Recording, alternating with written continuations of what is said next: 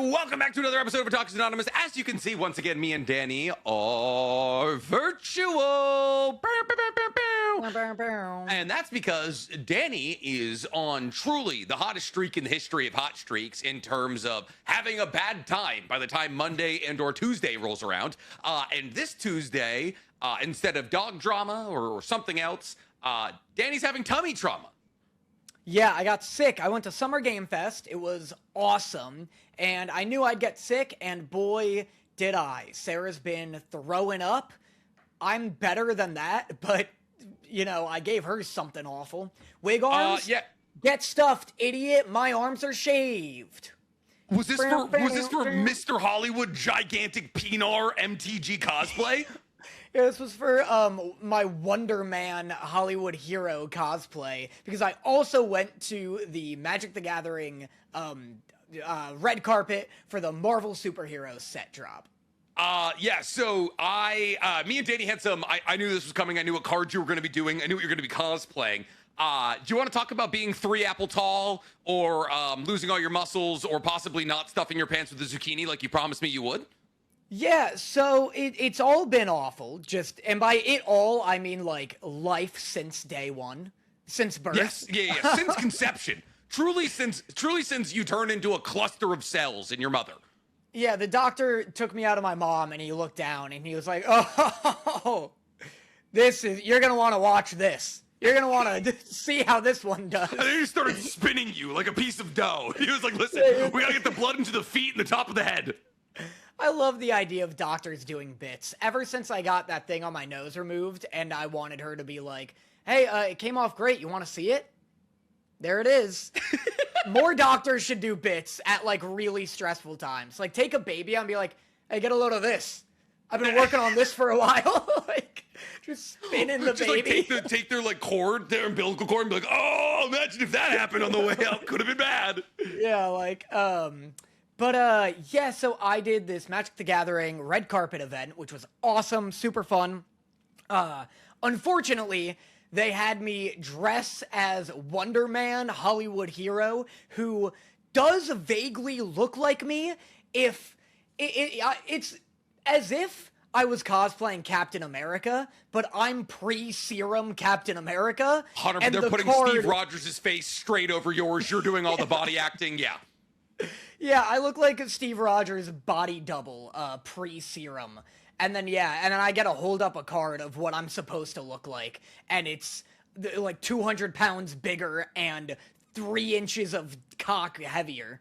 So, for those of you who aren't tapped into Hollywood Man of the Magic the Gathering Marvel Heroes drop here, Stank will, in the actual live stream, or in the actual podcast here, show an image of it. The card art, it's a gigantic man, and that gigantic man apparently comes with a proportionate sized penis, because it is full pants. He's very well endowed, and I was like, "Please give me any other card." They were just like, "No, sorry, we're gonna put you next to Jackie Jing," who, by the way, guys, Jackie Jing, incredible host at a lot of the anime events, does a lot of stuff with Crunchyroll, very much like a 6-foot woman.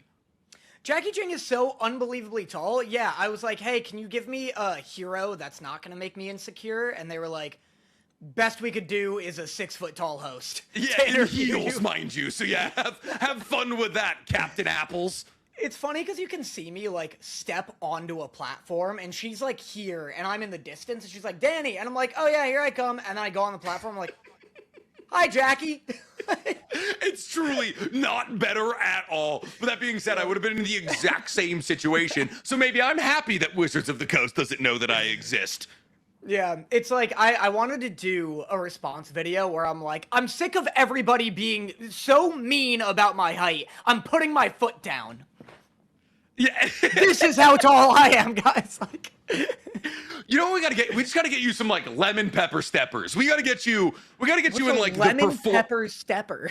You heard me. We gotta get you. What is it? There's, like, performative alt, like, goths in LA all wear the same shoes, and I'm forgetting what they're called.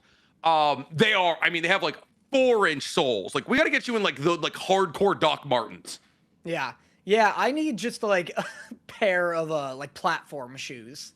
Yes, yeah, that's the biggest thing. We got to get you in, like, a I wasn't the JD Vance. It was that guy who was running for president and had like the lifts in his cowboy boots. I do not remember his name. Ron DeSantis or something like that. We're gonna get you the Ron DeSantis cowboy boots with lifts in them, and then nobody's gonna say you're 3 apples tall. No one will say it. Did you see what Wizards commented on that video? No. They said something like, here, we'll correct it, and then 4 apple emojis. You can do whatever you want. Wizards would still love you, Danny. That's what I think. That's what I think. No matter if you're 3 apples tall or 4 apples tall, MTG will always love you. Before we get into all that, today I want to talk to you about the sponsor of today's episode, Factor. Picture this. Hunger strikes. You're exhausted. You're looking for something nutritious, but also something easy. You know you could cook for yourself right now. You could bust out the cutting board. You could run to the grocery store, but it sounds like a nightmare. Fortunately for you, that's where Factor comes into play. See, Factor solves the setup problem of trying to cook a nutritious meal in your home. Because rather than having to look up a recipe, run to the grocery store, get the correct ingredients, chop them up, cook them, clean them, and eat the meal 17 hours later, Factor simply delivers dietitian-approved, chef-crafted meals to your door every single week. Meals built around your goals, whether that be adding muscle, cutting weight, mixing in more whole foods, or just eating more consistently and healthily. Factor allows you to hit whatever goals you want with 2-minute heat and eat ready meals. And with fresh, never frozen options of 100 rotating meals to choose from every single week, Factor can guarantee you'll never get bored. See, because whether you're looking for globally inspired flavors like Mediterranean or Asian, or flavors that remind you of home, Factor's got you covered. So what are you waiting for? Head to factors.com/Otakus50 off and use code Otakus50 off to get 50% off your order of Factor today, plus free daily greens with every box. This subscription only while supplies last until September 27th, 2026. See website for details. That being said, so obviously Danny has had a lot going on. He went to Summer Games Fest. He went to the Magic the Gathering reveal and all of that. And we'll be talking more Magic and video games down the line here. There's a ton of video game news that we're going to get into here, whether it's God of War Laufey. Laufey, am I saying that right? Laufey, I think. Laufey. And a bunch of other reveals that Danny is privy to all of them. But before we get into the podcast, I want to address something real quick here. Me and Danny understand that we haven't necessarily been giving Patreon the best possible experience over the last couple of weeks here because we haven't been streaming exclusive to there. So they haven't been getting really all the content that they deserve. So me and Danny are actually going to be restructuring how our Patreon system works. And as opposed to doing our 2-hour reviews once a month kind of thing that we honestly struggle to get done because it's another 2 hours of additional content, one of our incredible editors, Sean, has made us a myriad of games that we truly just never got the opportunity to play, whether that's Who Did It Better, Characters, Death, and Battle, Guess the Fallen Characters by Their Final Words, and so many other incredible games that we don't get a chance to play every single week. So me and Danny, from this moment on, are going to be releasing one additional game, and that could just be the one game we play that week or a second game for that week every single week for the Patreon. So if you guys are a member of our Patreon, you'll be getting close to an additional half hour of content every single week from me and Danny. I just wanted to get that out of the way here. This week, me and Danny are really jazzed on the idea of playing Guess the Fallen Character by their Final Words. So that is what we're going to be diving into. And we're probably not going to get a chance to play a game this week for the regular podcast because we have so much to talk about, Daniel. Yes. So while Danny was out there doing, his best job at being a highly successful content creator, I was watching movies all week. Yeah, what were you watching? You told me about this. I've been on a real accidental Christopher Nolan tear recently. Okay. Over the course of this last week, I know Mel Gibson's a bad guy. I watched Apocalyptico for the first time. Great movie. Yeah, I've never seen it. What's it about? Oh my God, dude. Oh my, the fact that Mel Gibson directed this movie, honestly, is kind of insane to me. So Apocalyptico is about, it's about like the fall of the Mayan Empire, kind of. It's like the whole, Stank just sent us something here. Here's a game for tomorrow's podcast for Pride Month. It's Guess the Top Gay Ship according to AO3's Top 100 Ships of 2025. Might have to play that one. Yeah, might have to play that one. That one sounds like fun. But it's about the fall of the Mayan Empire, and about how this one huge Mayan tribe that I think is like building Chichen Itza, like they're very much building like a walled city, is taking out all of like the roaming, still hunter gatherer packs in the the Yucatan Peninsula, which is like the way, way, way, way southern part of Mexico. And it's just about like a story of revenge and trying to like run away from civilization. It is gory as hell. And Mel Gibson he hired only actors who spoke like the Mayan, like there's like 800,000 people who still speak like the Mayan language, and they're all in the Yucatan Peninsula. The entire movie is in a dead language, kind of. I mean, like almost 1 million people still speak it. But it is awesome. It is so good. And then I watched Memento and The Prestige, and I didn't know that either of those two movies were Christopher Nolan. The Prestige is so cool. Also, you're talking about Apocalypto, just to give everybody the correct name, not Apocalyptico. Yeah, I said Apocalypto, yes. Yeah, I only know that one from like the box art, because the box art goes really hard. Yes. It's like a dude in front of like a temple, and it's all like smoky and hazy and like looks horrifying. But yeah, The Prestige is so cool. It's just about two bitter, hateful fucking magicians just snapping each other's fingers off and shooting each other. Danny, I've never seen characters in a movie and thought to myself more clearly, this is Danny Motta in a different timeline than while watching The Prestige. Because listen, I don't know if you would be Hugh Jackman or Christian Bale. Yeah, Christian Bale in this movie. Because like the movie frames the idea that Christian Bale is like the good guy here, and he doesn't mean to kill Hugh Jackman's wife. And so like him being tortured by Hugh Jackman is like basically because Hugh Jackman is obsessed with Christian Bale. But neither of them are good people. Both of them like throw away their entire lives to try and destroy each other. I don't know which of those two you would be. But if you were injected into the late 1800s or the early 1900s, whenever the fuck this was, you would be the most spite-filled magician. The way that you would go to the other magician shows to count how many people were in the audience to make sure that your show was still larger. I was like, Danny loves bits and he hates other people succeeding more than him. He would live to be in this universe. That's all that movie is just spiteful bits. It's just Christian Bale or Hugh Jackman going to the other guy's magician show in a disguise in the front row. So then when they're like, oh, can I get a volunteer? They're there in a big nose or whatever. And they're like, oh, volunteer. And then they like, squeeze the other guy's fingers off mid-handshake or whatever. No, they're like, oh, you're going to catch a bullet? Try catching this bullet. And then they just blow holes in each other's stomachs. It's crazy. And then there's like a big shocking twist at the end because there's like Christian Bale or Hugh Jackman, one of them is like doing some insane trick that the other one doesn't know how it works. Yes. And the twist is just fucking some nonsense. But anyway. Yes, the twist is just, oh, by the way, this entire movie is hinged on the idea of real Nikola Tesla-based magic. Yeah. It's awesome. I just love that vibe. I love spiteful magicians of the 1800s. Like, what a hilarious premise. It's great. I tried to sell Dorothy on it where I was like, it's kind of like Now You See Me. And then like immediately when they started just like talking in deep British accents and like yearning for like the fame of magic, she checked out. She loved Memento though, which was crazy. Of all the movies I didn't think I was going to be able to sell her on, Memento. That's crazy. I only know that it's backwards.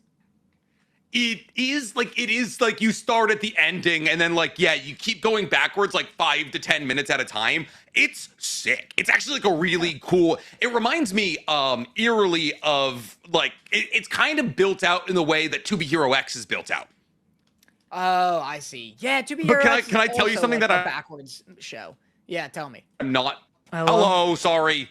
I had to turn my phone off Wi-Fi because I share a router with 7 other people in this household. And believe it or not, that's not built for streaming. Anyways, the only reason I was able to figure out what was happening in Memento is because Blue Mountain State builds an entire episode called the C word. And it's an episode where Thad gets a concussion. And I'm sitting there and I'm watching Memento and I was like, why does this remind me of Blue Mountain State right now? And I had to confront the fact that I had watched Blue Mountain State riff off Memento before I had seen Memento. That's so funny. That's so... Yeah, it was great. That's like when Always Sunny did a Birdman parody. Yes. Yeah. That's the thing is like, but like I've still never seen Birdman. So like the way that I interface with culture for the first 2 decades of my life was like whenever Family Guy referenced the thing, I said, oh, I should probably go check that out. Yeah, right. Which is probably about the most embarrassing. It's Seth Green and Seth MacFarlane spoon feeding me culture. Yeah, all of Hollywood's biggest Seths. Which one was your favorite? I mean, they all came together for literally one project. But all right, let's get into the anime that we got to talk about this week. This was I don't know how I feel about this week of anime here. I feel as though the good episodes were really good and the bad episodes were really bad. The good episodes were really good and the bad episodes were really bad. Yeah, like, all right, so like, I feel like the anime that have been like not our biggest hits this season delivered episodes that were at the very least just kind of boring. And then like the good anime continued to be good, right?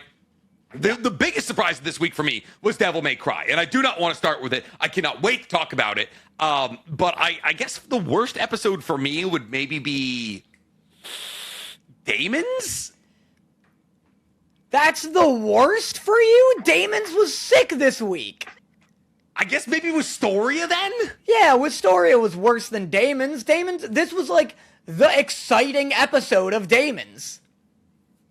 I guess, but like, or it was the exciting episode of Daemons, but we're fighting against 2 no-name Daemons that have no real connection to the story. And like, I get it. Like, all right, there was fun moments in this episode of Daemons because like, but there's a saying in anime where the more complicated the power system is, the funnier it is when somebody pulls out a gun. Yeah. And so just seeing Taradera or whatever his name is, just up in a hunting rifle and shooting eyes out of long legs and long arms, was like objectively fun. But like I was like, who is this old woman? Like, why do I care about this? And then like the whole time they're talking about Seal, and they're like, oh, well, like Seal, I could have just sealed these Daemons away immediately. And it's like, wow, when that power gets introduced, this show is getting broken. Yeah, I mean, well, he has to die first for it to happen. Yeah.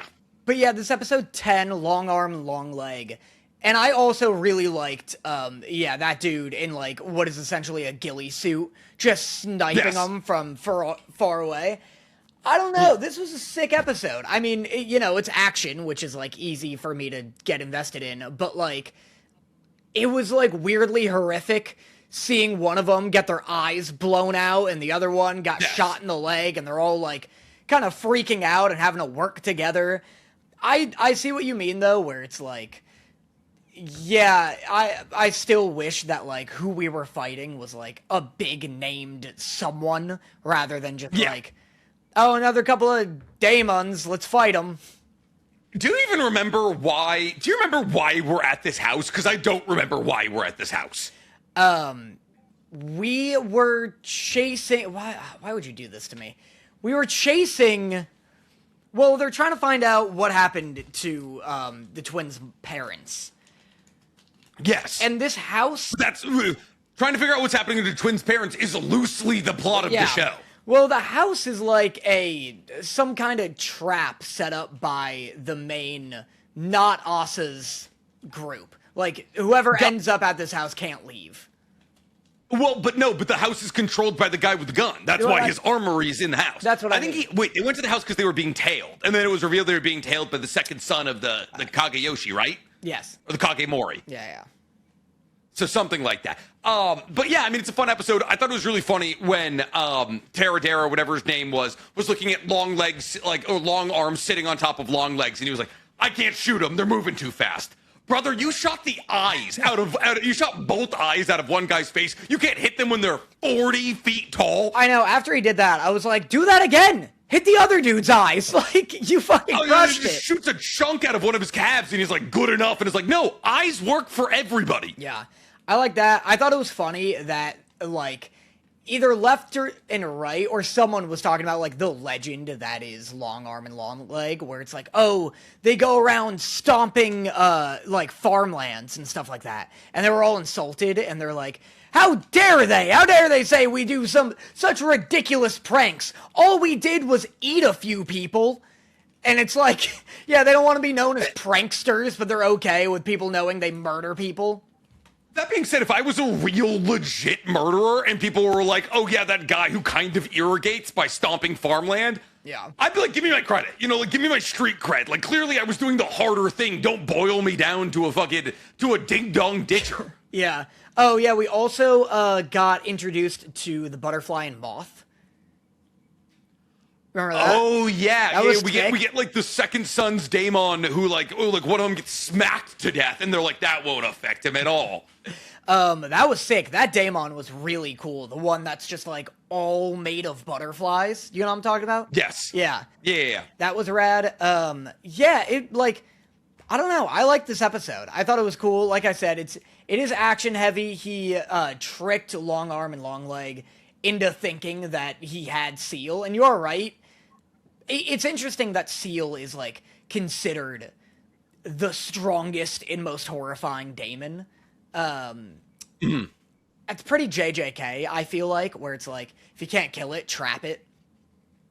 Yeah, 100%. 100%. Like, it's like, yeah, just throw him in the prison realm here and hope for the best kind of situation. But like they kind of didn't even need to seal it. They just like have their bones and like they have their bone things that make them into daemons now.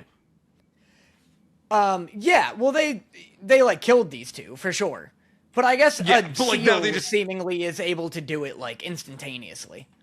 Which, like, when I guess the fact that Break is able to break contracts with Daemons and then immediately steal them from whoever they had, I guess it makes sense. Like, it's all about like control over Daemons. And there was some interesting conversational points about like, oh, a monk that had Seal and this and that, and like as to whether or not I like the idea that like people hesitate to kill Yoru because he might come back with Seal if you kill him. Yeah, I like that too. I thought that was sick. Yeah, we get introduced to like what is maybe the series' main antagonist, the like butterfly dude. Yeah. I'm assuming it's going to be the second son of the Kagemori. Seems to be the person who's going to be our like big bad, at least for the first arc here, which is nice. It's very much like the scheming son who's going to try and take out the eldest son because the eldest son is a mangaka who doesn't want anything to do with it. Yeah. All right, cool. That brings us to our favorite section of these live podcasts here, where we're gonna do Superchat Corner. Obviously, my computer and everything crashed last week, so we weren't able to get to all of the things that we wanted to last week. So we're gonna do a little bit of cleanup on that, and then we'll get to the ones that are sent in this chat here. So first off, and first most, we are gonna get to Ostura. Estefa Emiliara, who sent CLP5, I think that's Chilean pesos, 5,500 Chilean pesos. It said NSO has 9 episodes out already. It has a lot of amazing mixed media animation sequences by independent artists. It's a project made with much love. NSO? NSO. I can't say I know what NSO was. Probably would have understood within the context Is of it needy? I guess it's needy girl. Why do I think it's needy girl overdrive? Needy senpai gamer or something like that, right? Needy girl. Oh, needy streamer overload. Yeah, this one that I said was That's the what it pinkest anime. This is the most purple anime. This actually reminds me of a groundbreaking anime event that happened recently here. Thank you, Estefa. That's very, very nice of you. A groundbreaking anime event happened recently, which is that Smoking Behind the Supermarket with You is the first ever show in Crunchyroll history to maintain a perfect 5-star rating. And people are saying that they were all looking for a brand new slice of life, and this is what is filling that hole for them. Did you watch an episode, Dan? No, but they are short, it seemed. Or they're called mini episodes, but they're like regular sized, aren't they? I have no idea. You didn't watch it? Smoking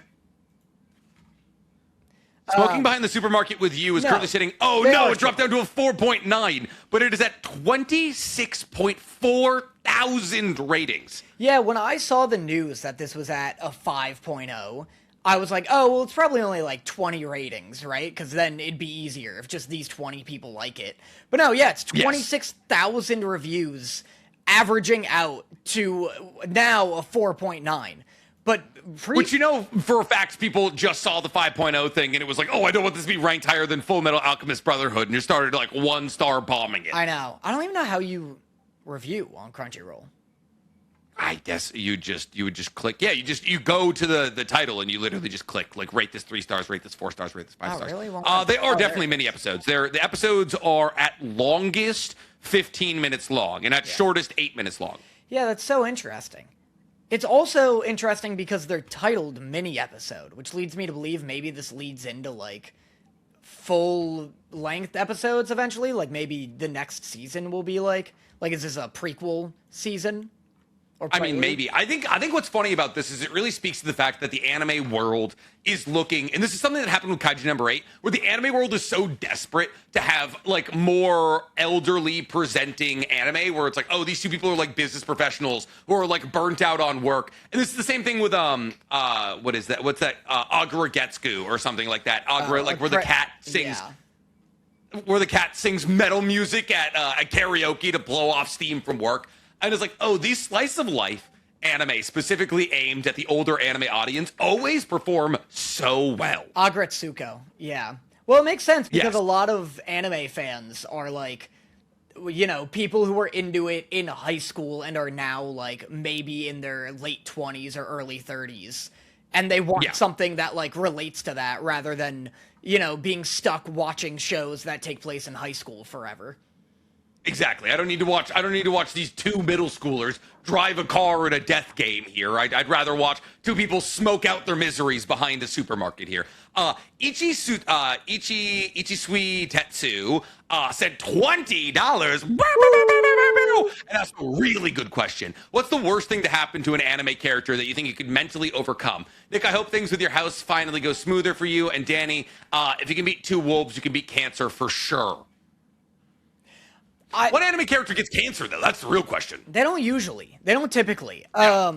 What's something an anime character can overcome? Or that didn't overcome that I could? Well, I guess it could also be something that worst thing to happen to an anime character that you think you could mentally overcome. So they could have also overcome it. Oh, I see. I can't overcome much.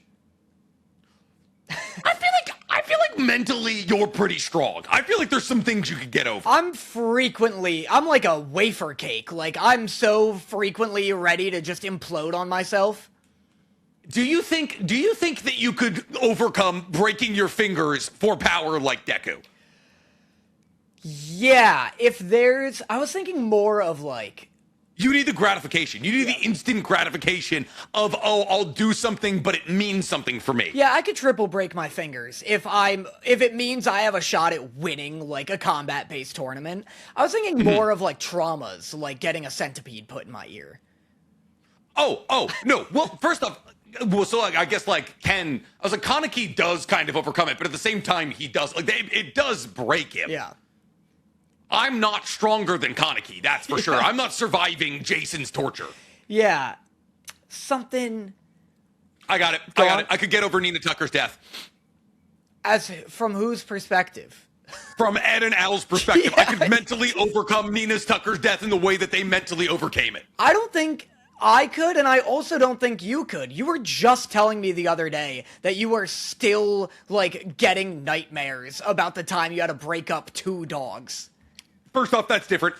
So, all right, first off, I got nightmares for a week after I had to break up Wagyu and my foster dog in a fight, but I had nightmares because in the process of breaking the 2 of them up, well, 1, obviously, yes, the foster dog was, like, irreparably gouged, but 2, I got bit 3 times, and boy, oh boy, does getting bit not fun. Not fun at all. You feel like a chicken bone. Yeah, you know what's not better than getting bit is fucking watching a child get fused with a dog and then die. A child they know, first off, they don't know that she died. They don't know the Scar does that afterwards. Yeah, they just kind of leave her with they're just like, yeah, well, I left some kibble in the corner, hope you can figure it out kind of thing. They treat fucking Nina Tucker like Hiruzen did Naruto in part 1. Well, I think she ends up with the alchemists, right? And then he attacks the alchemist caravan, and then she escapes, and then he kills her in an alley. Is that it? Is that what happens? I think. I thought Scar literally just goes to her house and just kills her in her house. No, she's like I don't know. Maybe you are right. I don't remember. Anyway, Anyway, you're not getting over it. I don't think you are. A girl and a dog I knew for a day. I think I can get over it. I don't think so. I still think about, like, the end scene of Sorry to Bother You, and those were all fake people in a movie. You know, like, having someone in real life be like, hey, I'm in constant pain, and also, why am I a dog? I think that'd stick with you forever. That probably... Lost Nick again. Uh-oh. Oh, there he is. Okay. Yeah, no, like, having to remember Nina Tucker as a dog, say my name, that's bad. That's bad as bad. If she was like, Nick, come play. Like, yeah, that would keep me up at night. That's a great question, though. Yeah. FSU Kid sends $20 and just says, love the pod, guys. Love you, FSU Kid. Thank you. Enjoy FSU. Yeah. Don't be a child there, though. Probably not a good place to be a child. Minty Ice Cream says, talk about Dragon Ball Super anime versus manga, please. Well, we don't really watch or read either of those things. What? Talk about what? Talk about Dragon Ball Super anime versus manga, please. Dragon Ball Super anime versus manga? Oh, yeah. I watched some of the anime. I didn't like it at all. Exactly. Maximum Winter says, hey guys, have a question for you both. What is an anime hot take that you think the other will greatly disagree with? Oh, that's a great question. An anime hot take the other will greatly disagree with? I don't know. I have one. Okay. I have one because it's something actually that's going to lead into a conversation you and I were having off podcast here. I think that Bleach is the best manga out of the big three. I'm not deep enough in Bleach to know that, but I can't imagine it being better than One Piece. I think One Piece is, like, such a good manga. One Piece is a fantastic manga. I just think for me, like a pure action shonen perspective, Bleach is the best manga out of the big three, and then it goes Naruto, and then it goes One Piece. I think Naruto is the best anime. I think One Piece probably is the second best anime, and then Bleach has the worst anime. But Danny, do you want to dive into what you just teased at there? I am like 30 chapters into the Bleach manga right now. You told me 60. I know, I lied. You son of a bitch! I checked the other day, and it's not nearly as far. But dude, Bleach is so good. I can't believe people aren't constantly talking about how sick of a character Chad is. Like, does he fall off? Does he stop showing up? Because Chad is so cool, and also, like, what? He's so sick! He's a Chad fan! No! What? He's so cool! You have a whole series of disappointment ahead of you. What do you mean? Does he suck? I'm not gonna... listen, all I know is that Chad would never lose. That's all I'm gonna say. Yeah, I agree. Dude, Chad's I can't imagine a universe where Chad loses. He's got such a good design. Just like a big, strong jaw, like curls over his eyes. He reminds me of Miguel from Tekken. Yeah. But, yeah, he's sick. I like Karen a lot. I like that Bleach. I almost called Ichigo Bleach. Is Karen Ichigo's boxing friend? No, Karen's Ichigo's sister, you fake fan. Yeah, I'm sorry. Which one? First off, he has two sisters. The cool one, the one with black hair, who's, like, always looking out for the other one. Karen's cool. I just like... This has a good sense of, like...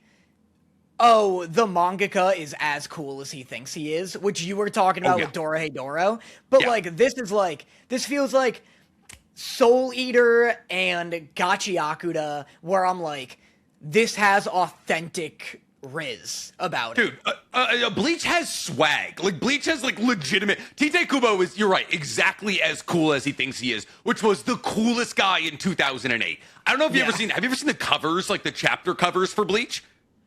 No, it's like One Piece though, where they're just dripped out and they're just dripped out, and like, but it's not like obviously Oda in his later years has definitely like found fashion, like very much is like much more fashion conscious, and like some of the fits he pulls off are actually kind of dope. In Bleach, it's just Tite Kubo like drawing the cast into like a New York subway, and everybody has the dopest fits you've ever seen.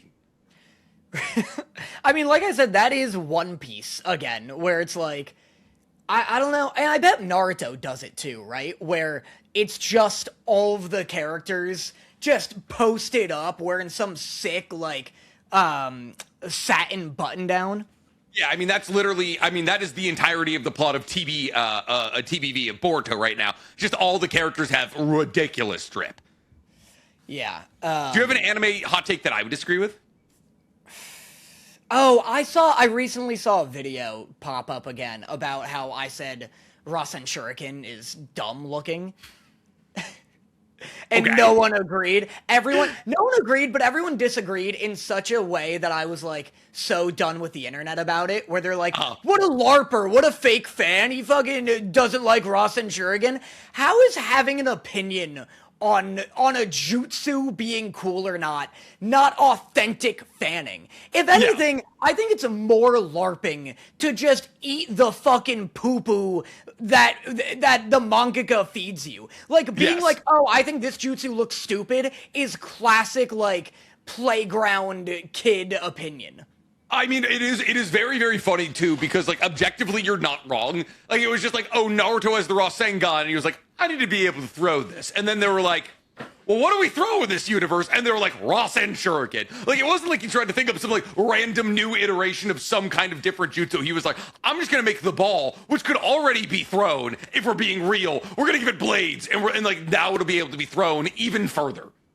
Yeah, I just think it's silly looking. And that's all. And I really think it's hilarious to get angry over a take like that. Panda Mom says, rage bait each other in a single sentence.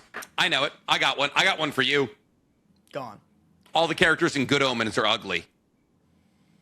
That's just wrong. That's just simply, like, factually wrong. I was so ready to actually not be angry by this. I was so ready to parry you, but I just ate it right up because that's just incorrect. They're so handsome. They're objectively handsome men.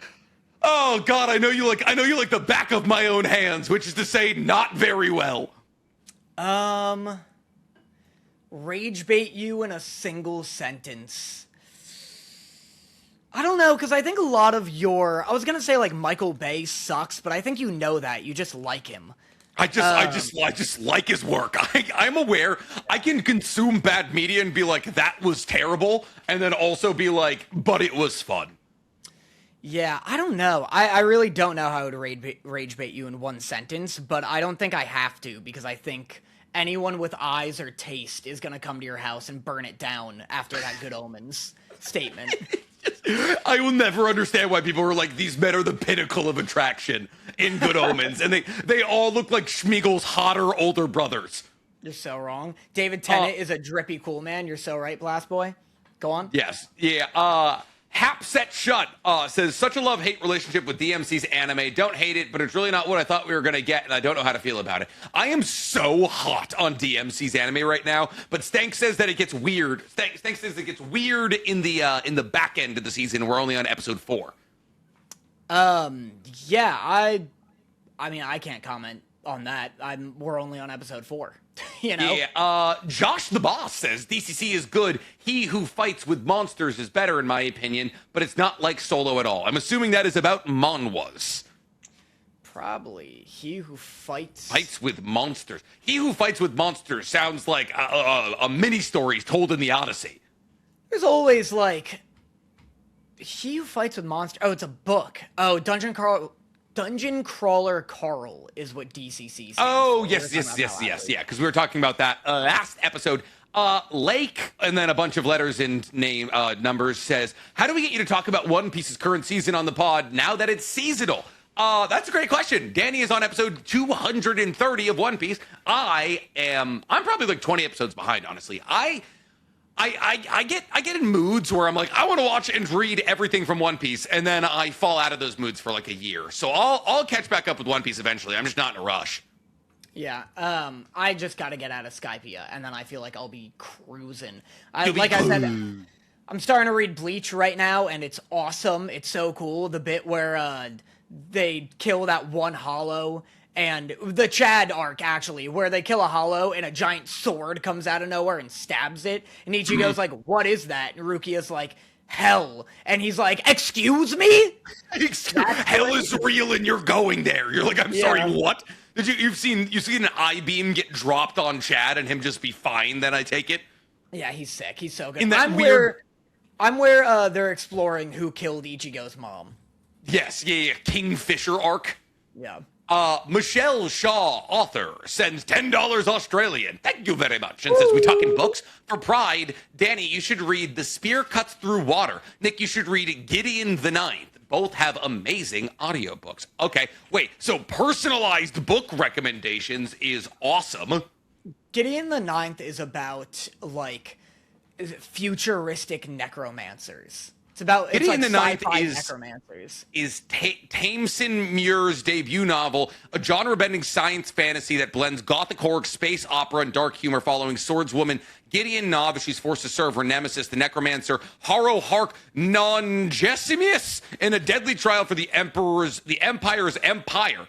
Oh, goodness gracious. That does look cool, though. The Spear Cuts Through Water is a critically acclaimed 2022 fantasy novel by Simon Jimenez about two warriors escorting a captive god on a perilous 5-day journey to overthrow a tyrannical emperor, told through a unique experimental narrative that shifts between first, second, and third person. That's crazy. I can't believe with a name like The Spear Cuts Through Water, I thought this would be like Chinese fantasy. That's such a that sounds straight up. You're 100, like a period piece, like a Chinese period piece. Somebody says lesbian space necromancers. That's the pitch I got. And like, listen, that's if 3 words could get me into a book series, I think those would be the 3. Speaking of book series, though, Maximum Winter says, "What are your favorite book series?" Hunger Games. Hunger Games. Hunger Games is great. Yeah, I think I actually have the same too. Awesome. Those are my 2, like easily my 2 favorites. Every Hunger Games book is like better than the last one. Yeah, Hunger Games really holds up. I love the Haymitch book that came out last year. Yes, the Haymitch book was awesome. Oh my god, it was so good. The 75th Hunger Games, that was brutal. It's so hard to not see Haymitch be Woody Harrelson in a hairpiece, though. Magical My Smallin. I think that's it. For Pride Month, I have 2 recommendations. The book Trader Baru Cormorant by Seth Dickinson. Great audiobooks, very intense. And the AMC show Interview with the Vampire. Wait, what? Wait, the AMC show Interview with the Vampire? Yeah, it's a show. Is that different? That's different from Interview with a Vampire, I take it? You're saying the same thing. I think one's just the TV show version. No, this says Interview with the Vampire. I'm pretty sure the movie is Interview with a Vampire. Oh no, it is. It's Interview with the Vampire. It's from 1994. Crazy. Yeah, AMC's got like a TV show version of it that people are really into. Do you know those Drew Barry or Kristen Dunst's first kiss? No, I don't know anything about this series at all. You haven't seen Interview with the Vampire? No. Tom Cruise, Brad Pitt, immortal vampires. Kirsten Dunst, very much a 12-year-old actor at the time, but playing like an immortal vampire. A wink, a wink. In love with, I believe, Brad Pitt. And, well, a 12-year-old, immortal vampire. A wink, kisses Brad Pitt. Because they're like in love over generations, and she's stuck in a child's body because she got bit while she was a child. Kirsten Dunst is first kissed Brad Pitt as a 12-year-old. And Brad Pitt, at that, mind you, is like 19, 18, like 20 years old at that point. Ugh, crazy. Oh, yeah. Crazy movie fact. One of the few movie facts I actually know. All right, we got 2 more here. Will Rick says, I need Nick to give Danny Steins Gate his homework, or they need to watch it on Patreon. Love you guys. Steins Gate is so goddamn good. I don't know if Danny would like it. I think it's almost too psychologically focused for Danny, and there's not enough action. I like non-action shit. There's no action in Death Note. That's all psychological. All right, and how long ago did you watch Death Note, Danny? Not crazy long ago. I rewatched it kind of recently. Oh, did you? You think I got dumber as I got older? You think I lost attention span? I'm not saying dumber. I'm just saying you're more action coded. You're more action baited. I've had Steins Gate recommended to me a lot. I hear it's smart. Like that's what everyone says when they recommend it. It's like one of the smarter anime. Yes, yeah, it is. It is a thinking man's anime. I mean, it's all about time travel. I think there's probably 3 perfect anime, and I think it's probably Steins Gate, Full Metal Alchemist Brotherhood, and Hunter x Hunter. Those are my 3 perfect anime. I just made those up on the spot. But Steins Gate is absolutely one of them. It is fantastic. And the last one that we have from last week is from Gavin Gouray, who says, sorry about my spelling. I was in the middle of something else, so I used text-to-speech. Good. All right. Well, that's one way to wrap it up. Cool. Next, Wistoria. Next is going to be Wistoria. My first note is, are her boobs getting bigger? Yeah, there was some so this is episode what? 20? 10 or 11 of season 2. Well, yeah, I guess so. So this is episode 21. Yeah, this character design is ridiculous. There are like some angles where it's like every now and then in anime we'll do an outfit or a character where you're like, anatomically she must have no nipples. Like, she just doesn't. I was gonna say the same thing, Daddy, because there's a sequence where you're below her, and when boob starts to go over, when you go over, there's nipple there. Unless nipple is here, but my nipple is there. So when boob starts to flow over, that's nipple. And like, it is, I'm like, you can put a little bit more of the shirt. You get like, you don't need more boob every time I see Cairngwen. Yeah. That was crazy. The opening of this episode was so weird, where she's like giving him the fingers, giving him the Konosuba fingers, and she's like, move your arms, Will, move your arms out of the way. And so this is the episode of like how Will got his scars, apparently. Yes. Or not apparently, essentially. How he got his big back scar is kind of like the main focus of this episode. And it's a big time episode focusing on like Will and Elfie's relationship, which I actually thought was really, really cute. It was like, it's like you get to see like that Elfie is, it's kind of nice to see that like it's not unrequited love on the case of Will. And well, we've known that for a while. I mean, Elfie has like Will plushies, which like seemingly she had to make herself because like, I don't know what manufacturer, there's a minimum order for manufacturers. We both know this. And I can't imagine she's buying enough to hit the minimum order quota, so she's making those herself. That's hand-stitched love. And it's cool to see like the beginnings of their relationship and how much like Will is obsessed with Elfie and vice versa. And you know, we get to see Elfie fighting against, you know, I gotta say something though. For a world that revolves entirely around magic, is there not too many beasties who are immune to magic? Yeah, I mean, this seems like a nearly impossible world to, like, have a society in, with how many goddamn, like, world-ending monsters there are just running around. That's my thing with most, like, medieval dungeon-based anime, is it's like, it just sucks to live here. How's everyone so goddamn optimistic? Yeah, and so, like, they're like, oh, no, Elfie, who's about to become a Magia Vander in, like, 3 years, can't get any magic past this thing because it has the ability to reflect magic. And it's like, okay, so there's a slime thing out there that is completely immune. There's a slime thing out there that's completely immune to physical attacks. And then there's an Evander that has a sword that can defeat all magical attacks. And then this thing can reflect all magical attacks. How are we not diversifying our army? Like, the entire universe is built on the idea that, like, oh, we're suppressing the dwarves because we don't need them kind of thing. Clearly they would help. Yeah. Yeah.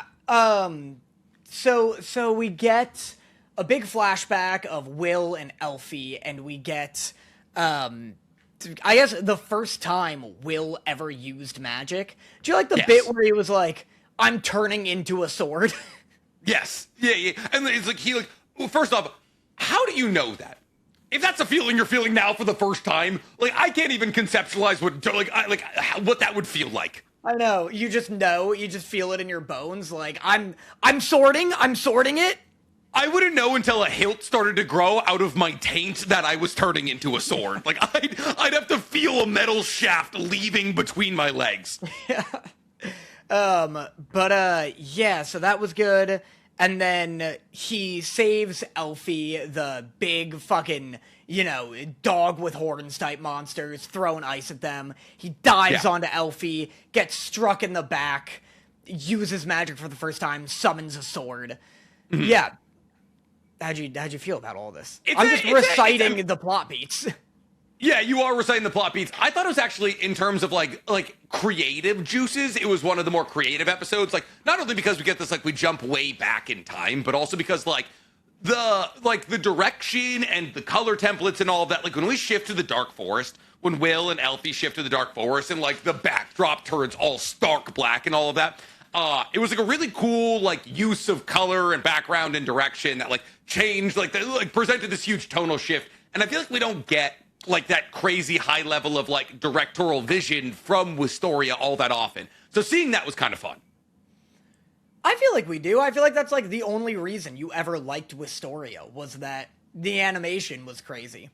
Well, there's difference between like, oh, this sequence is well animated versus like, oh, like we're using color and backgrounds to change how the scene emotionally lands, you know?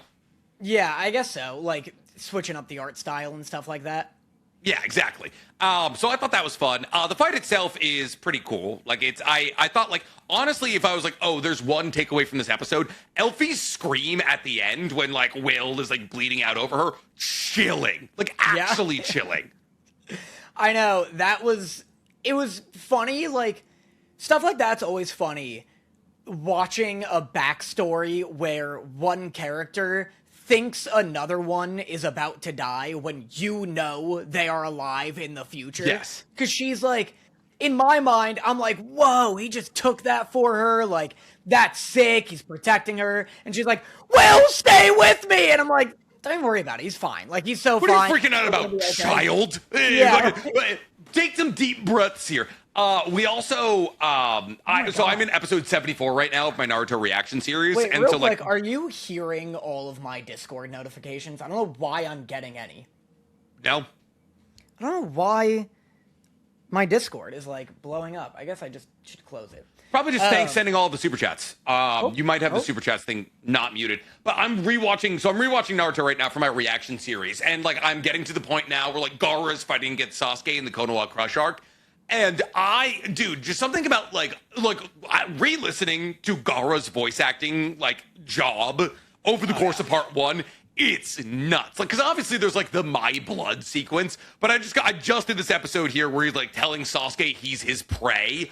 And I'm like, oh my, dude, it is fucking shit. It's crazy. And I was like thinking back, like after hearing like Elfie's voice acting experience and like that scream and all of that, I was like, what are the English voice acting spots that you think about to this day where you're like, oh, that was the best English voice acting we had?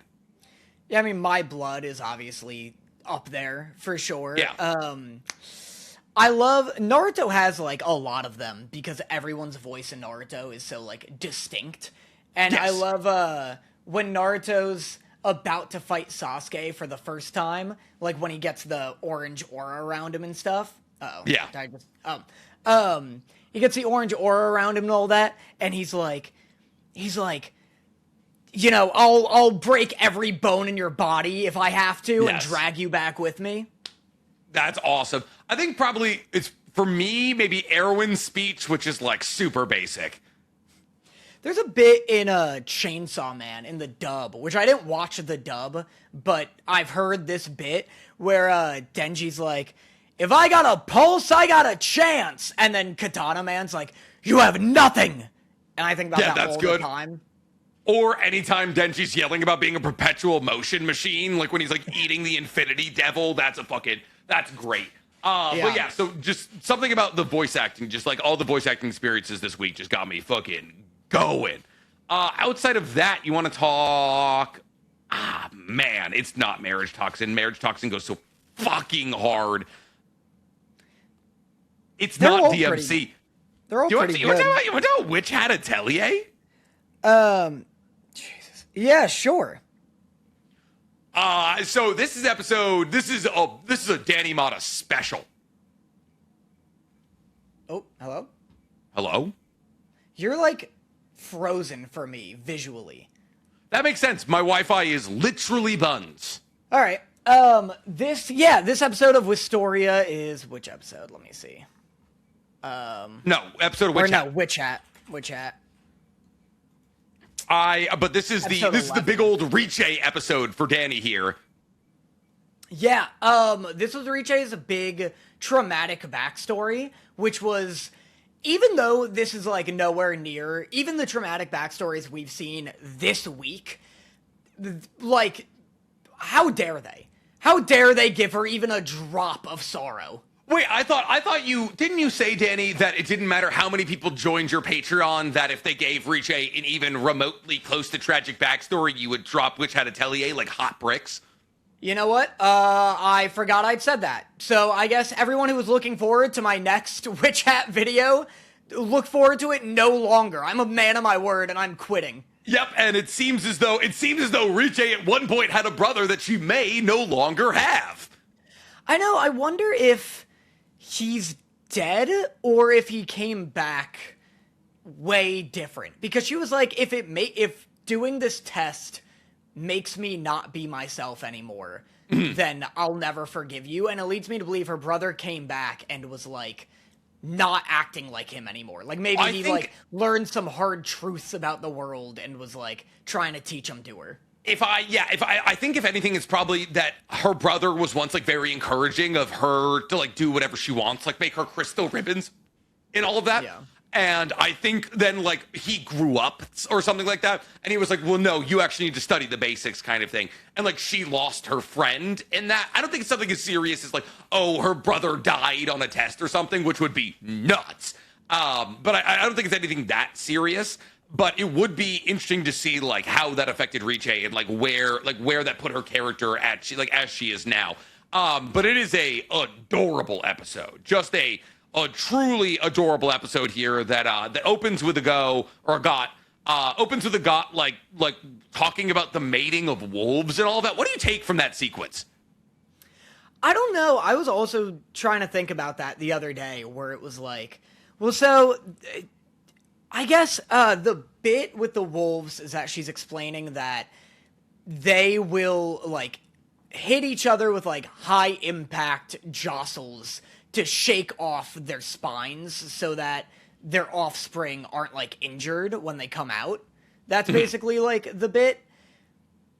I guess it's just about like harsh learning or like harsh parenting. But she's talking about these scale wolves and how they have to knock their scales off each other. So like, yeah, when they mate, they don't hurt each other kind of thing. And when their babies come out, like they like won't hurt their babies kind of thing. But she's thinking about that in comparison to Coco.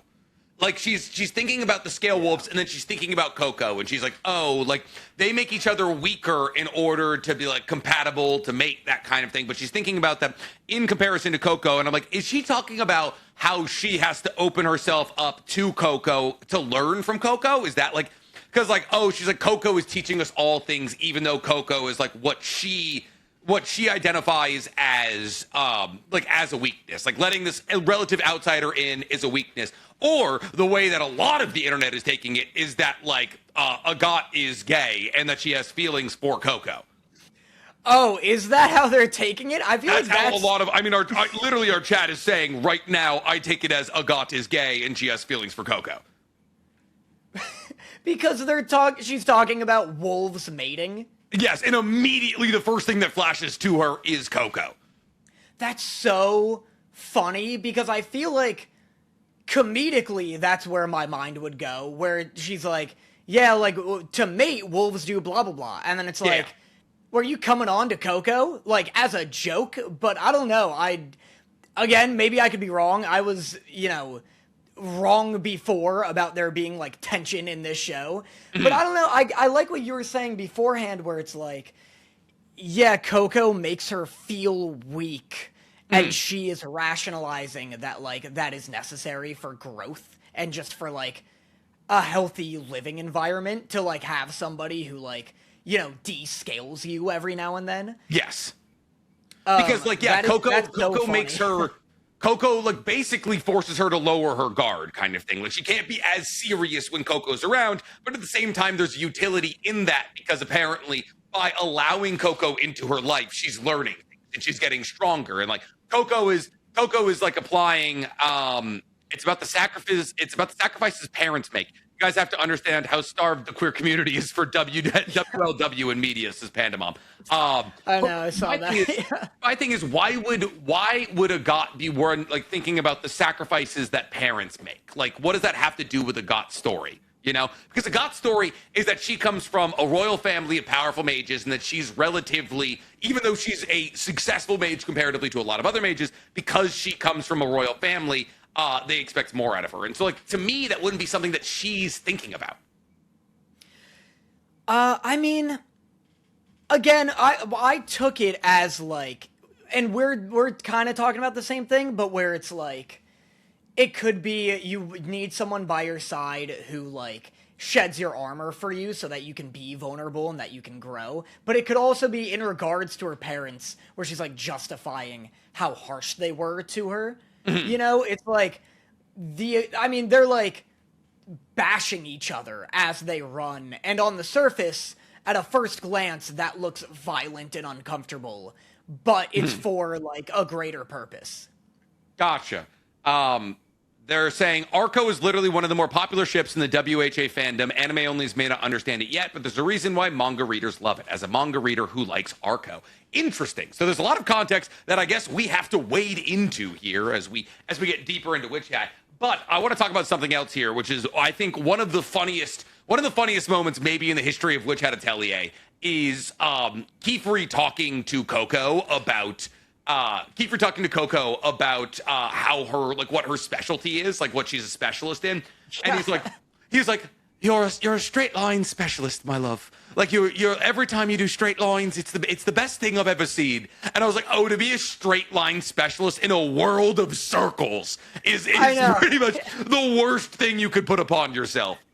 I know, it's tough in an absolutely circle-based economy to be the one girl who excels at straight lines. But I guess it's like, what's it called? It's like Naruto excelling at the Shadow Clone Jutsu, where it's the first thing everybody else learns and is good at, and he just, like, keeps refining it until he's, like, an absolute master.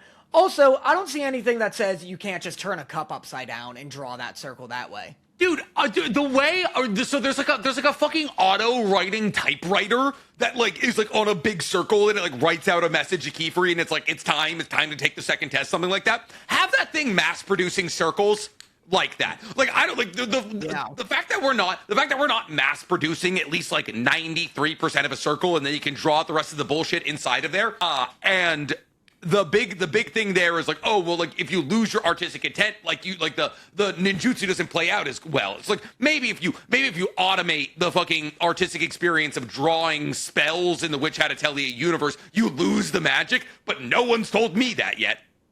I like how in this world that's about, like, how art and drawing from the human soul is, like, magic in and of itself. You're like, yeah, just get a fucking machine to do that. How are we? But don't even, like, it's not even like the inside part. It makes sense. You could have, like, flawless spells pre-drawn, and then you just connect the circle. Also, this conversation has, like, made me realize how hard it is to have to draw the circle at the end. Oh, like the last 5% of a circle? No, I mean, like, you have to draw the whole sigil. Unless you don't, maybe you do draw, like, yeah, no, maybe it is that. You draw most of the circle, and then you draw the stuff inside, right? Well, how would you do it? I would do the circle first. You have to do the circle first, otherwise it'd be so fucking hard to get everything, like, aligned within the circle properly. Yes, 100%. Like, to have everything be proportional to each other, I would need the circle for perspective. Yeah, it is crazy that there's no, like, Johann Gutenberg of Witch Hat Atelier. Johann Gutenberg, the inventor of the movable type I know the man press? I know who created the Gutenberg Bible. I was thinking about how you commoditize a fucking printing press for spells. You would just have a sigil. You'd literally just have the squiggly one. You'd have the circle. The fact that we're not typewriting spells is kind of crazy, if I'm being honest. It's got to be on its way. I mean, they have that, like, automated whatever. That also made me wonder, Chat's flaming me. They're saying classic everyman Nick, and Nick hates whimsy. Listen, guys, listen, whimsy. All right, it's so funny because this is like a conversational piece that happens all the time in anime where we're like, oh, like X and Y and Z, like, oh, you're taking the whimsy out of magic. And it's like, cool. Like, I get that the magic in this universe is inherently artistic. It can also shoot fucking fireballs. And so, like, of course, there's art and there's beauty and symmetry and learning how to draw and the artistic process of it all. But at the same time, you can punch holes in rock with circles. I get that it's an inherently anti-whimsy take to be like, we need to commoditize spells, but at the end of the day, they serve a purpose. I feel like this world is also so hoity-toity and, like, ableist that, like, they wouldn't want anyone else to be, like, you know, having to do the spell yourself is, like, part of how they decide who gets to do the magic at all. Yes. Considering most of the premise is the fact that, like, anyone can use spells, there's no mana, but, like, you have to draw it yourself in order to do it. I do wonder if I replace my Wi-Fi inkwell with magic ink, can someone remotely draw a spell in my house? I see no reason not. Like, that's the thing, is like, if there's no mana, there's no input. Well, that being said, so what was happening? What was happening with, like, with the brim cap? They put something in Coco's ink, right? But like, did they put their own magic, or they put their own? No, they put a circle. They put a circle in Coco's magic ink. Yeah, they put a coin in. Yeah. So that's how they were able to mess with it, like, from a distance. So, like, yeah, no, I guess there's really no reason that somebody else couldn't cast spells in your house. So if they hack your e-typewriter, they can just start lighting your house on fire. Yeah. Outside of that, I mean, I thought it was adorable that Orugrio created stones for Keyfree to fall asleep well at night, and then he called them Ollie. These two just need to start kissing, if we're being entirely real. That's how the show becomes a true 10 out of 10 for me. Just intense man-on-man action between these two men. Yeah, Orugrio invented the heated blanket, which was funny. Did you notice, or did you realize that there was an end credit sequence in the last episode? No. Yeah, there's an end credit sequence in the last episode where we get to meet a second brim cap, and there's no person under it. It's the invisible one. Yeah, it's a floating hat and like cape. Yeah. They were like, oh, you, the zenith of, like, forbidden magic, because, like, they're just an invisible person. Yeah, I missed it. I didn't see that at all. Gotcha. You know, I very much saw that. My final note was, it's kind of crazy to see the difference in how female magicians are portrayed in Witch Hat Atelier versus Wistoria. Because, like, we get the reveal of, I believe her name was Elria or Elira. The reveal of Elira in this episode, and then we're obviously talking about Cara Dwen in Witch Hat Atelier, or in Wistoria, and Elira's design is one of the objectively sickest looking designs I've ever seen out of anybody in any show of all time. She's really cool. I kind of compared her to Rengoku in that they both look like owls, but she's actually making it work. Yes, like, she's got, like, half red, half white, like, winged hair. Yeah, wing hair, yeah. Oh, it's so good, dude.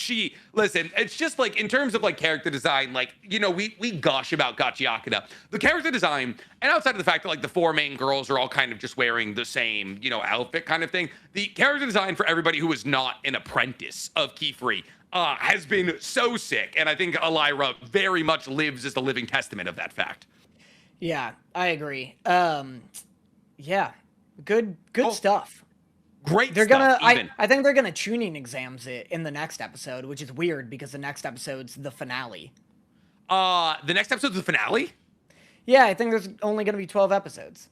So yeah, we're watching Riche, Agat, and the random boy who was cast out by his teacher take on the penguin tunnel of death here. Oh no, there's gonna be 13. Okay, so we have 2 more. Oh, people are saying the giant brush buddy was so cute, and that is incredibly fair. It absolutely was. I love the giant brush buddy. I do wish it was an actual brush buddy that was given a witch license. I mean, listen, to a degree, it absolutely was. She zipped herself out of it like a goddamn, what was it, gorilla doing, or no, a panda, polar bear doing kung fu. Yeah. But we are gonna get to our favorite segment here, which is Superchat Corner. And we got a lot of them to get into here, so we're gonna take a chunk out of these right here. Blast Boy says, what cartoon/anime could do a Last Ronin story? Oh, yes, so that's gonna be a little allusion to what we're gonna be talking about later, because The Last Ronin, a video game that got canceled and that people thought was never gonna come out, is apparently finally getting its video game adaptation. So what cartoon/anime could do a Last Ronin story? Do you know what The Last Ronin's about? It's about all of the Teenage Mutant Ninja Turtles are dead except for Raphael, right? No, you don't know which one is still alive. Oh, wait, no, it's not Raphael. It's Don't say it. Don't say it. Oh, we don't know which one. Oh, I literally just saw that he had the Sai. I saw that he had the Sai, and so I was like, oh, it's Raphael. You don't know who. He has all of their weapons. Oh, gotcha. Wait, Yeah. so why? So if no one knows, why would I know? No, like you do. It's just the twist of the story. Oh, gotcha. Yeah. Okay, I didn't know. Cool. I didn't know who it was. I saw the Sai, and I just figured it was Raphael. Also, I figured if like one of them would be hell bent on a revenge story, it would be Raphael. I think he's got the red bandana on, which is Raphael's, but like he has all the weapons, and you don't know which turtle is the last remaining one. Gotcha. Also, because it's a comic, so you can't like hear his voice or anything. Mm-hmm. I guess that he's not like saying Cowabunga to open the first chapter here. Yeah. What anime/cartoon would get a Last Ronin style story though? I mean, it'd have to be like, I guess a Last Ronin style story is essentially like Old Man Logan, where like at the bare minimum the whole cast has to be dead except for one. Do you know what the real answer here is? Well, it's any ensemble anime, right? But the real answer for me would be My Hero Academia. But it couldn't be like Deku or Bakugo. It'd have to be like fucking Shino or something, or like Kaminari, who's like taken on all of the quirks or possible like equipment of all of the members of 1A here and cobbled them onto his aging body. Yeah, I agree. I think that would be sick. I was also gonna say One Piece would be cool, where like one member of the like Usopp. It would have to be. It'd have to be Usopp. Oh. All the other Straw Hats are dead, and Usopp has to rise to the occasion and somehow become stronger than the guy that killed Luffy. Usopp would be so dope, and he's got like all of Zoro. He's just shooting Zoro's like fucking katana. With swords. Yeah. 1 second. I gotta do this real quick here. What is this? My camera is dying, but this week I have a replacement battery. Oh, nice. Robin Revenge Tour. Oh, dude, a Robin Last Ronin. And then every single one of her clones has like one of the devil fruits or like the abilities of another Straw Hat. No, I'm talking about like Batman's Robin. Oh, like you could do literally the same thing. All the Robins in Batman are dead except for one, and you don't know which one it is.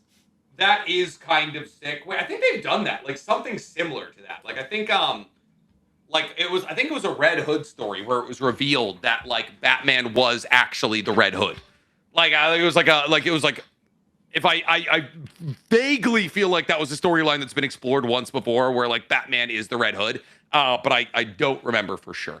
Ash Daniel sends $10 and first off and says you are reincarnated into a random isekai with a new magic system. Bring up to 2 anime people, no original powers, with you. Who are you bringing for your adventuring party and why? 2 IRL people and 2 anime people. I am bringing man. Ooh. All right, for real people, I'm bringing, actually, if you're bringing 2 real people, you don't need to bring fighters. You don't need to bring a fighter. You just probably need to bring 2 people that you probably want to fight out with. Because like you could bring like Goku and Lelouch for anime people, and you're probably going to be completely all right. Like that's, you have a talker, you have a fighter. I'm probably bringing 2 people that I think would want to exist in an isekai anime. So I'm bringing Danny Motta. Oh, man. Danny Motta and Kamala Harris. Why? My list. That's I don't know. I straight up Kamala Harris is the first name that came to my mind. I do not know why. You want to bring someone you've never met before? I think Opposed listen, to Dorothy? Name a woman. Kamala Harris and not your fiance? Dorothy's that's a great answer. That's a fantastic answer. If I do bring Dorothy, though, the capacity for me to fall in love with a real life anime woman does shrink substantially, though. I'm not gonna agree with that line of thinking. I'm bringing Sarah, because what happens in an isekai comes back outside of the isekai. So comes back because everybody always knows at the end of an isekai story you have to go back to the real world. That always happens. I'm not gonna be like, hey, sorry, I was in an isekai. You know, things happen. I'll bring the Sarah, you, because you brought me, I suppose. Nice, huge for me. And yeah, I guess you just need 2 fighters. I'd definitely not Goku, just because Goku sounds like he'd be obnoxious to be around. That's fair. You could bring like a more tolerable member of the Z Fighters. Yeah, I'd probably bring true, that'd be good. Like a Tien would be chill. Tien and like Deku. Tien and Deku. Oh, you want to spend isekai? You want to spend an isekai with Deku? Yeah, let's spend an isekai with Deku. Deku's chill. I'm the biggest Deku defender. I think he's a cool dude. Yeah, he cries. He's breaking his fingers every fight. I mean, if you're gonna go for teary-eyed MCs, bring like Tanjiro or something. Come on. Tanjiro's fucking a kid with a sword and no real powers. Okay. Deku. Give Deku a sword, and Deku would kill a demon faster than Tanjiro.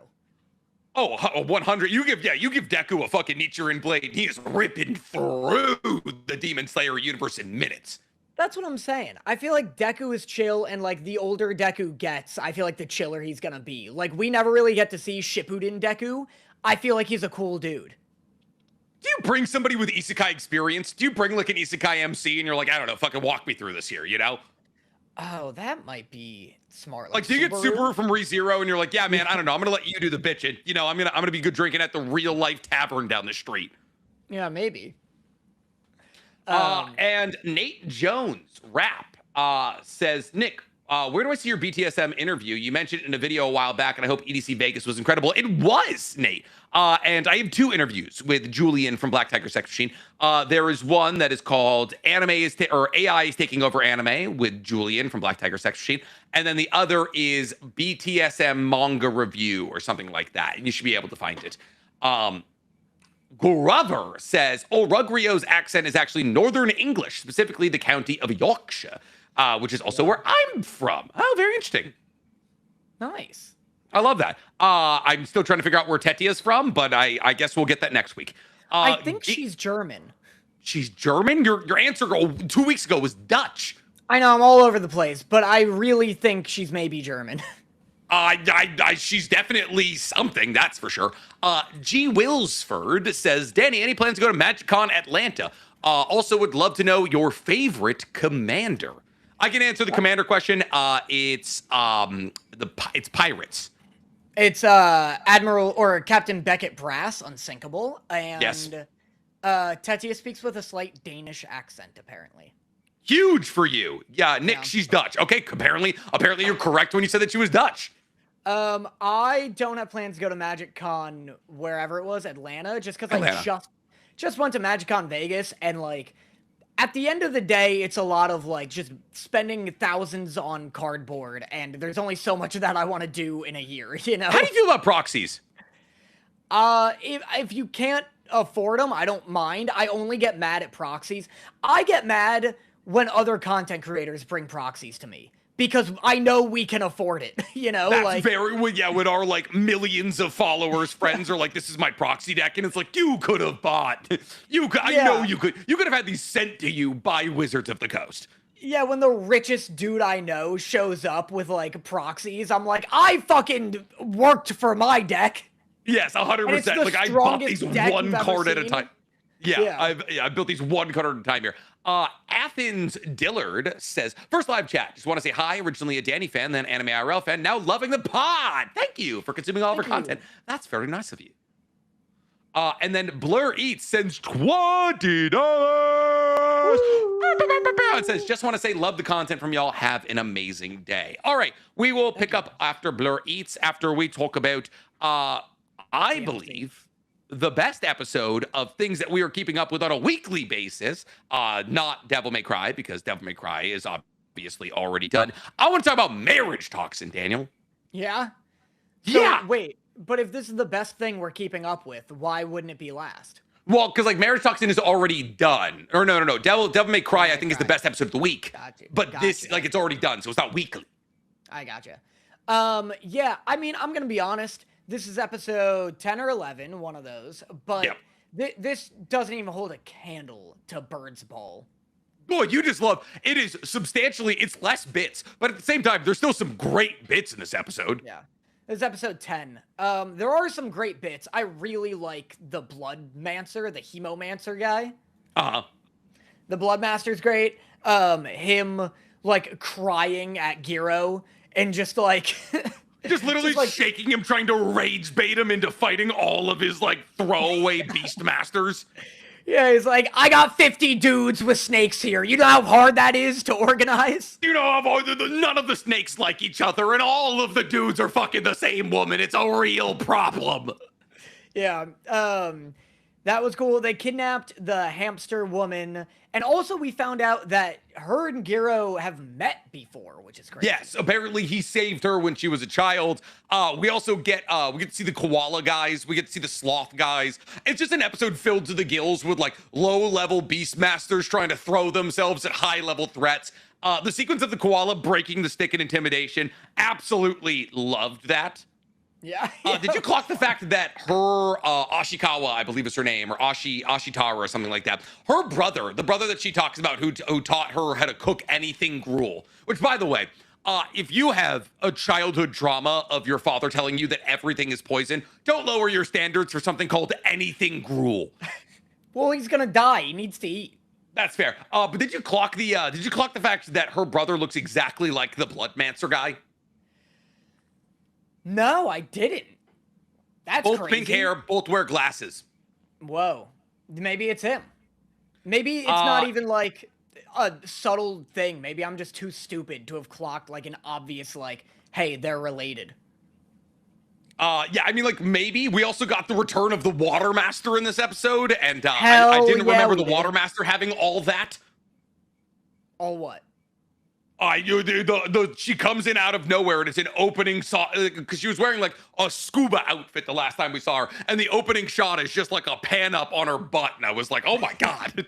I was like, I didn't know we were interjecting this as a romantic interest here as a possibility, but like she just comes in and just starts doming dudes with groundwater. I loved the introduction of like her power system and it being water dependent.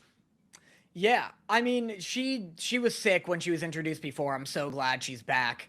Yeah, and it was cool that they like dispersed a mist of toxin together. Yeah, that she like drives into all of their mouths and noses. I thought that was sick. And have you ever seen Black Dynamite? Bits and pieces on Adult Swim. Oh, like God, cartoon? you need to watch Black Dynamite. There's a sequence where he throws a boomerang, and it crashes through a window and cuts a dude's hand off, and he delivers objectively my favorite line in the history of media, which is, threw that shit before I came in the room. But there's a sequence where Garo throws two syringes in the backstory where he saves the girl, the hamster master. And like the guys are about to shoot him and the syringes just land in their neck, and that reminded me of it like to a T. It was awesome. Yeah, that was crazy when he like it's crazy that they know each other already, because I don't think he's ever mentioned that. Maybe he just didn't like he wasn't probably just didn't remember about it. Yeah, I guess so. I also love when Watermaster is like fucking she's like, oh, let me guess, it's another, like, low-paying gig? And he's like, yeah, it's $10,000 a day. And she's like, you're gonna crash our fucking economy. You realize you are the KOL. You are the key opinion leader on all things how expensive we fucking are. I cannot get work anymore. But yeah, and then I love that the hamster master is breaking herself out. I like, inherently this is a show, which is about, like, damsels in distress. And it, at the same time, while being a show about damsels being in distress, does it like walks a pretty incredible line of like putting these women in situations where Garrow has to help them, but also not making the women feel as though they're incompetent. Like in all three of the situations, like whether it was the art theft, whether it was about a girl overcoming like societal norms to make herself feel more likable in large groups, or like a fledgling master who comes from like a branch family who objectively for no reason should be as strong as Garrow, using her strengths to get herself out of situations without necessarily needing the help of Garrow. I like that this show proposes the idea of like this strong man is going to help these women out of like precarious situations, but only because like the both of them agree on how the help should be conveyed, you know? Yeah, I agree. Yeah, I like that dude's been sticking around. Though, like, he's not a knife master, but the regular master guy. hunter. Yeah, the master hunter, just a regular dude, but he's really good at fighting. Yeah, I thought it was a good episode. Yeah. All right. Should we close off our anime talk here with episode 4 of Devil May Cry? Yeah, so this is episode 4 of Devil May Cry. We get the big backstory week for a bunch of people, but we get the backstory of fucking Vlad Tepish or whatever this dude's name, who's lived 28 goddamn lives to try and bring back Argasax the Chaos. Yeah, it's tough trying to be like, wham, my backstory was so sad when Virgil arguably and maybe objectively had a sadder backstory. Mm-hmm. Virgil was burned over and over and over again. And then when this dude's getting like sutured, he's like, nothing my father didn't do and worse. I don't know. Virgil might have some words for you because I needed to see this father do some way worse shit. Dude, I literally wrote, I said, I can't help but feel like your father didn't put you through worse on account of the fact that all of your limbs are still attached. Like, he's like, getting a new arm. And he's like, my father put me through worse. I'm like, I'm not going to sit here and say that, yeah, fucking Vlad Tepish here didn't have a bad backstory. Like, obviously his father hit him and like, he's like an alcoholic and he has to kill his father because he hates him kind of thing. And like, he's always trying to like make his father a new leg. And like, that's obviously not great. But like, on account of the fact that all of your limbs are attached, your father didn't put you through worse. Like he just like hit you with a bottle occasionally. Yeah, I feel like there's got to be some emotional trauma that comes with losing your arm forever. From the devil. The devil cuts your arm off. That's pretty bad. Yeah, it's also, like I said, like, Virgil's backstory is maybe the saddest and worst backstory I've ever seen a child have. 100%. Like, oh, hey, you're getting flame broiled like a fucking BK Whopper until the dude who maybe killed your dad and mom came in to save you. Yeah, so, but that happened.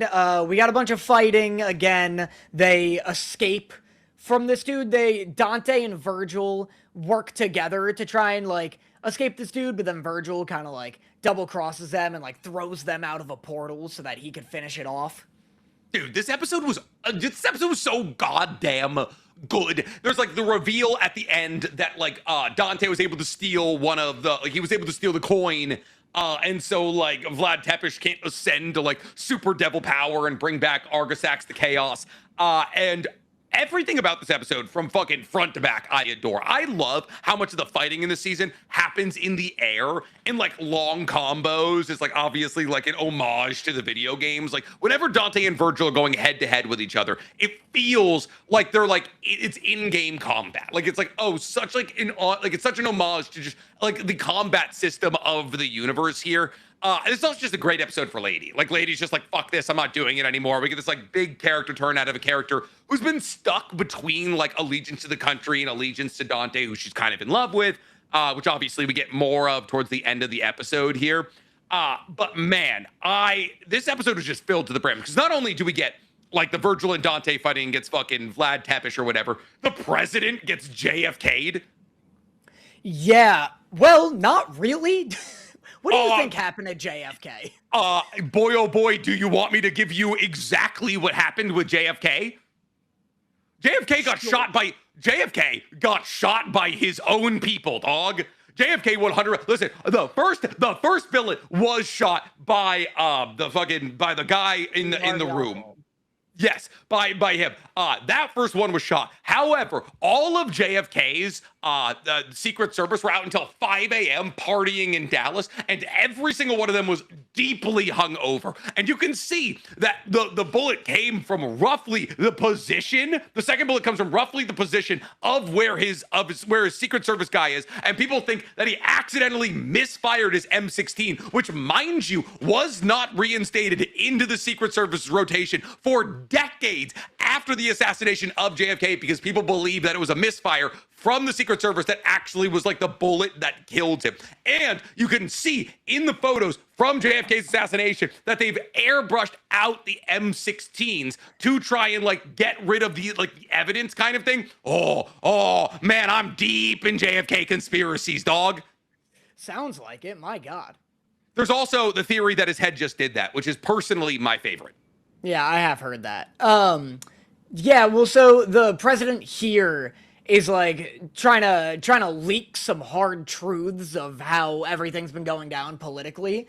And then yeah, his fucking soldiers just freak out and light up everybody in this room. And then it's gonna be interesting though, because they are doing this thing where it's like, oh, you know, the soldiers realize that they fucked up by following this cabinet and stuff like that. Yeah. It's gonna be interesting to know if the soldiers stop being soldiers after this. Because if they're... Or they're just like, oh, I'm going to use my constitutional right. Well, yeah, I'm going to use my constitutional right to not follow non-constitutional orders. And it's like, wow, I wonder where they got that idea from. Yeah, like, if they just go back to, like, working for Dick Cheney now, it's like, well, we're not actually remorseful. We're just, like, constantly sad about fucking up. Yeah, that is a very interesting. Well, what's interesting about the season in general is like obviously the problem that last season tried to tackle was like the idea of refugees and like what to do with refugees and like that kind of thing. And like that's like the undercurrent of season 1. In season 2, rather interestingly, the undercurrent is like propaganda. Like, I think the most interesting thing going on with Devil May Cry right now is the fact that we don't know whether or not Virgil or Dante is correct. Yeah, I suppose we both were talking about how, like, I mean, it's pretty blatant that the U.S. government is like objectively evil in this show. Well, of course, the U.S. government is objectively evil, but is Mundus objectively evil? That's the real question. Yeah. And like obviously Dante and Virgil have like very varying opinions on whether or not Mundus is like evil, because like Dante believes that Sparta was this hero to hell, while Virgil believes that Sparta worked with Mundus until his dying breath. And like we still don't know if which one of those two truths is the actual truth. Yeah. But yeah, so I mean it's a fun episode, but it ends with Lady and Dante sharing a big old smooch as they're about to load onto a motorcycle that perfectly flopped off like a fucking 18-wheeler. And man, something about watching these two finally lock lips brought me back to 2008 in a way that I truly haven't been brought back to maybe ever. Like I'm watching Lady, who I'm starting to have weird parasocial feelings towards, finally lock lips with Dante here, and it felt like I was watching like Naruto X Sakura AMVs on my family computer in 2008. Like it was great. Yeah, I wonder what contributed to that. Was it perhaps the 2008 AMV ass music? Dude, My Immortal playing over this, Evanescence's My Immortal playing. Oh man, this show is a nostalgia trip, and it's making me feel things I haven't felt since I was objectively 12. Yeah, I loved My Immortal also, like, hit me pretty hard too, in terms of, like, me just getting rocketed back to being on, like, a chunky-ass desktop computer and typing in, like, Attack on Titan or Naruto AMV. Yes. What a great song choice. And for once, it's, like, not a new song by a classic band. I know they did Let the Bodies Hit the Floor, but like yes. I want more like songs that I actually know and watched AMVs of. Like yeah, but it's like because Papa Roach has just been making entirely new albums for this entire season, and it's like, what is happening here? Yeah. That's what I was saying feeling. in My the- immortal awakened me like a sleeper agent, says Panda Mom. Yeah, no, 150%. Everyone's saying in the show. I have no idea. You said that the American government is objectively evil in the show. Oh, I see. Yeah. Yeah. Both, but like it's yeah. Art sometimes imitates real life, guys. It's but yeah, that's all the clear anime we talk about. It's clear what the show is like. It's clear what the show is saying about the American government, is what I mean. It's funny that it's like very much reflecting like the Bush-Cheney presidency, but like we're like, oh, truly nothing has changed in 20 goddamn years. Yeah, it is funny, and that is in line with like the 2008 vibes of it all. I guess earlier than 2008 would be Bush-Cheney, but well, that'd be 2007. But yeah, all right, that brings us to the end of the anime we're going to talk about today, which means it's time for our game. Woo! So me and Danny are going to be doing a Pride Month game this week, which is a Guess the Top Gay Ship according to AO3's Top 100 Ships of 2025.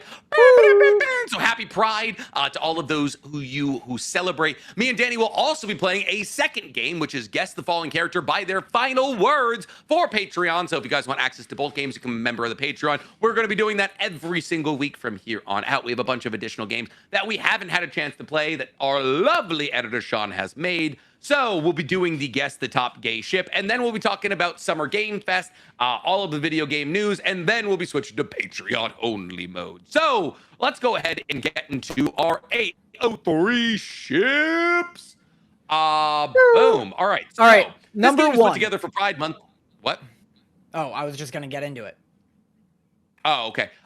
This game was put together. All right. So this week we have our Pride Month game. A game put together for Pride Month using AO3's top 100 ship tags of 2025. Below are pairs of different popular queer ships from AO3, and we have to guess which ship is more popular. Cool.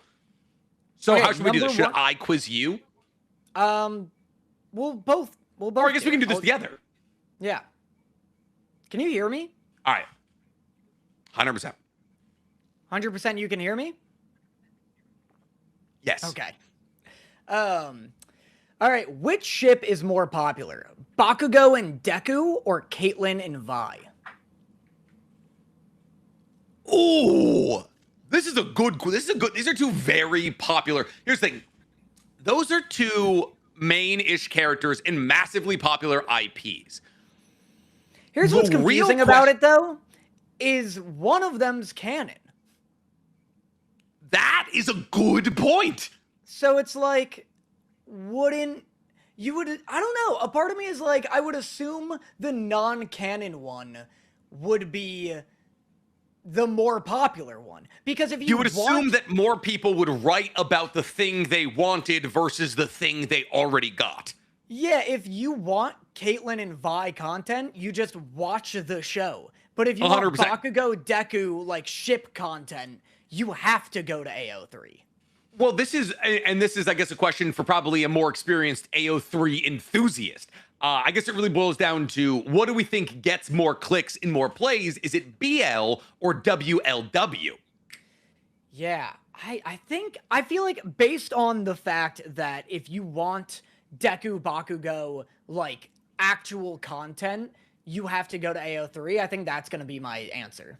I mean, also, there's the thing where Caitlyn and Vi are obviously main characters in Arcane, but they're not, like, the only main characters. I would say that Bakugo and Deku are undoubtedly the main characters of MHA, right? So, like, we still have Jinx, we still have, Jace and Victor. Yeah, Jace, Victor, all of these other ships that, like, Arcane fans could focus on. So I think I'm gonna lock Baku. I think people are saying Baku Deku. Yeah, it is. Baku Deku is 6th, and Caitlyn and Vi is 5th. Wow. So Caitlyn and Vi is more popular than Baku and Deku. That's crazy. Well, I guess that kind of makes sense because, like, here's the thing: there's people who could watch Bakugo and Deku on screen and be like, "Oh, I don't sense any romantic tension." Not a thing you can do with Arcane. That's true, but also My Hero's been around for so much longer. Like, there's so much more content that I just assumed it had a bigger, like, online fandom. Oh no, the Arcane fandom is massive. I mean, like that thing is like League of Legends has been around forever, and like, well, I guess people haven't like. I don't know the lore of League of Legends. I don't know if like Caitlyn and Vi have been ships previously to Arcane or not. But like, I guess League of Legends just has such a big baked-in fandom that I could see how that would like go over Baku Deku. Everyone in chat is so shocked. Everyone in chat is like, I can't believe, because apparently chat is saying that BL is more popular than WLW. Mm-hmm. Interesting. Wow, good for Caitlyn and Vi. All right, Good up next. Caitlyn and Vi, indeed. Which ship is more popular on AO3? Charlie and Vaggie or Blitz and Stolas? I feel like this one's a runaway race, right? This one's probably not even close. Are you saying Charlie and Vaggie? Really? Has-Been's the more popular show. Has-Been is 100% the more popular show than Has-Been's the more popular show. Exactly. Really? Yeah. You Then can't even wait. remember the other one's name. I can't. You bitch. I was trying to stall while I thought about it. Fuck. Oh my god. Help me. Hell of a boss. Hell of a boss. I knew it was a boss. Has-Been's definitely the more popular show on account of the fact that it got like the Prime Video thing before.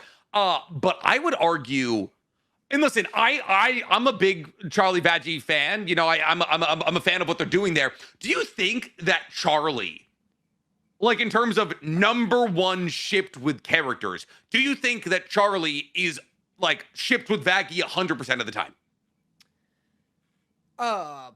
Probably, but I will say a lot of the discussion around Hell of a Boss is the Stolas Blitz romance. That's the thing.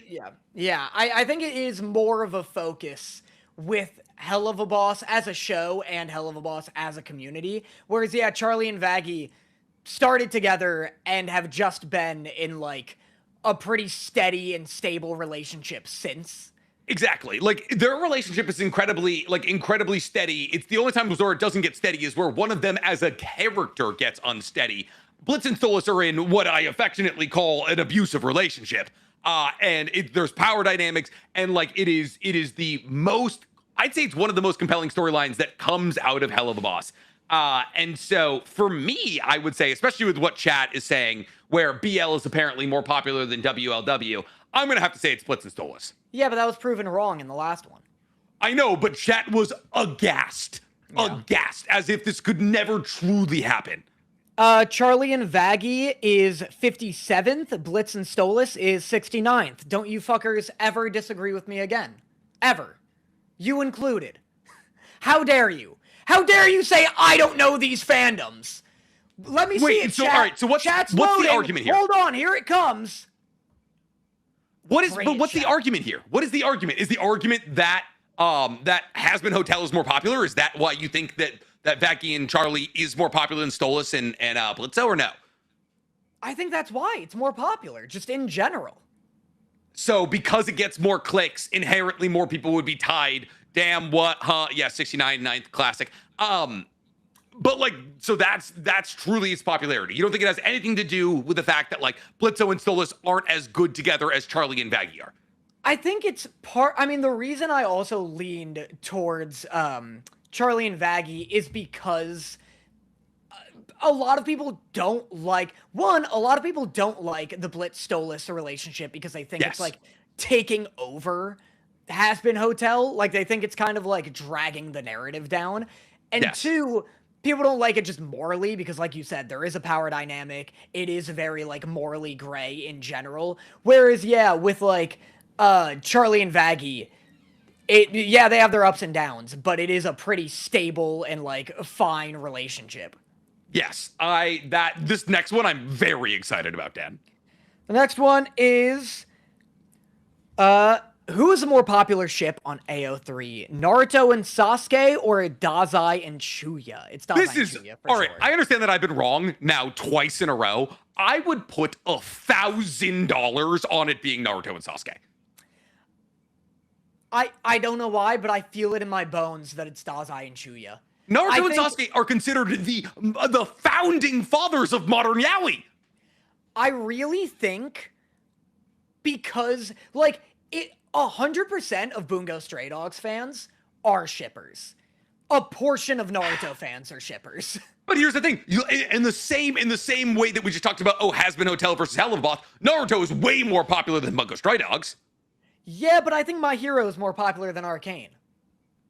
So even doesn't matter. That's the thing. That's close. Like, that is legitimately close. And I would say that Arcane probably has more shippers than MHA, though it is close because MHA is a shippers anime. All right, you're saying Naruto. I'm saying Dazai. It is Naruto and Sasuke is 35th. Dazai and Chuya is 15th. Don't you ever fucking say I'm wrong again. I've never performed. We should have put homework on this. I've never performed this bad. You put $1,000 on it. I will send it. I'll send it to you tomorrow. Are Naruto and Sasuke being 35th? The founding fathers of Yaoi? Have we forgotten our roots? You're old man. That is a grandpa's anime now. Oh, I'm sorry. And Dazai and Chuya are what, from 2014? Yes, an ongoing anime. This is like me being like, oh, what do you mean Astrobot isn't getting shipped with anybody? Astrobot X Robotics? I don't know. I don't know what you would ship Astrobot with. Or Astro Boy. Yes. Fucking... Yeah. I unfortunately haven't seen this next one here, but... Which ship is more popular according to AO3, Shane and Ilya or Jace and Victor? Again? I think I watched one episode of Heated Rivalry, and this was the episode I watched, was their episode of Heated Rivalry, and I saw some. I mean, another one of the things here where nothing is left to the imagination. Nothing is left to the writer here of Heated Rivalry. Yeah, that's the thing, is that Heated Rivalry is just... like, it's almost a satiating amount of, like, romance. Like, you get everything you want and need out of the ship of Ilya and Shane in the actual content. Whereas I assume if you're going to a third-party source, it's to get something you can't get at the first-party source. So I gotta say Jason Victor. You sit down and you watch Heated Rivalry and you're just like, listen, I got those slow-ish burn. I got penetration. I got full shot of double cheeked up penetration.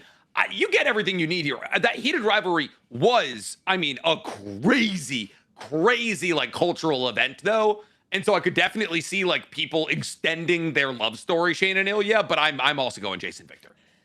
Yeah, it is.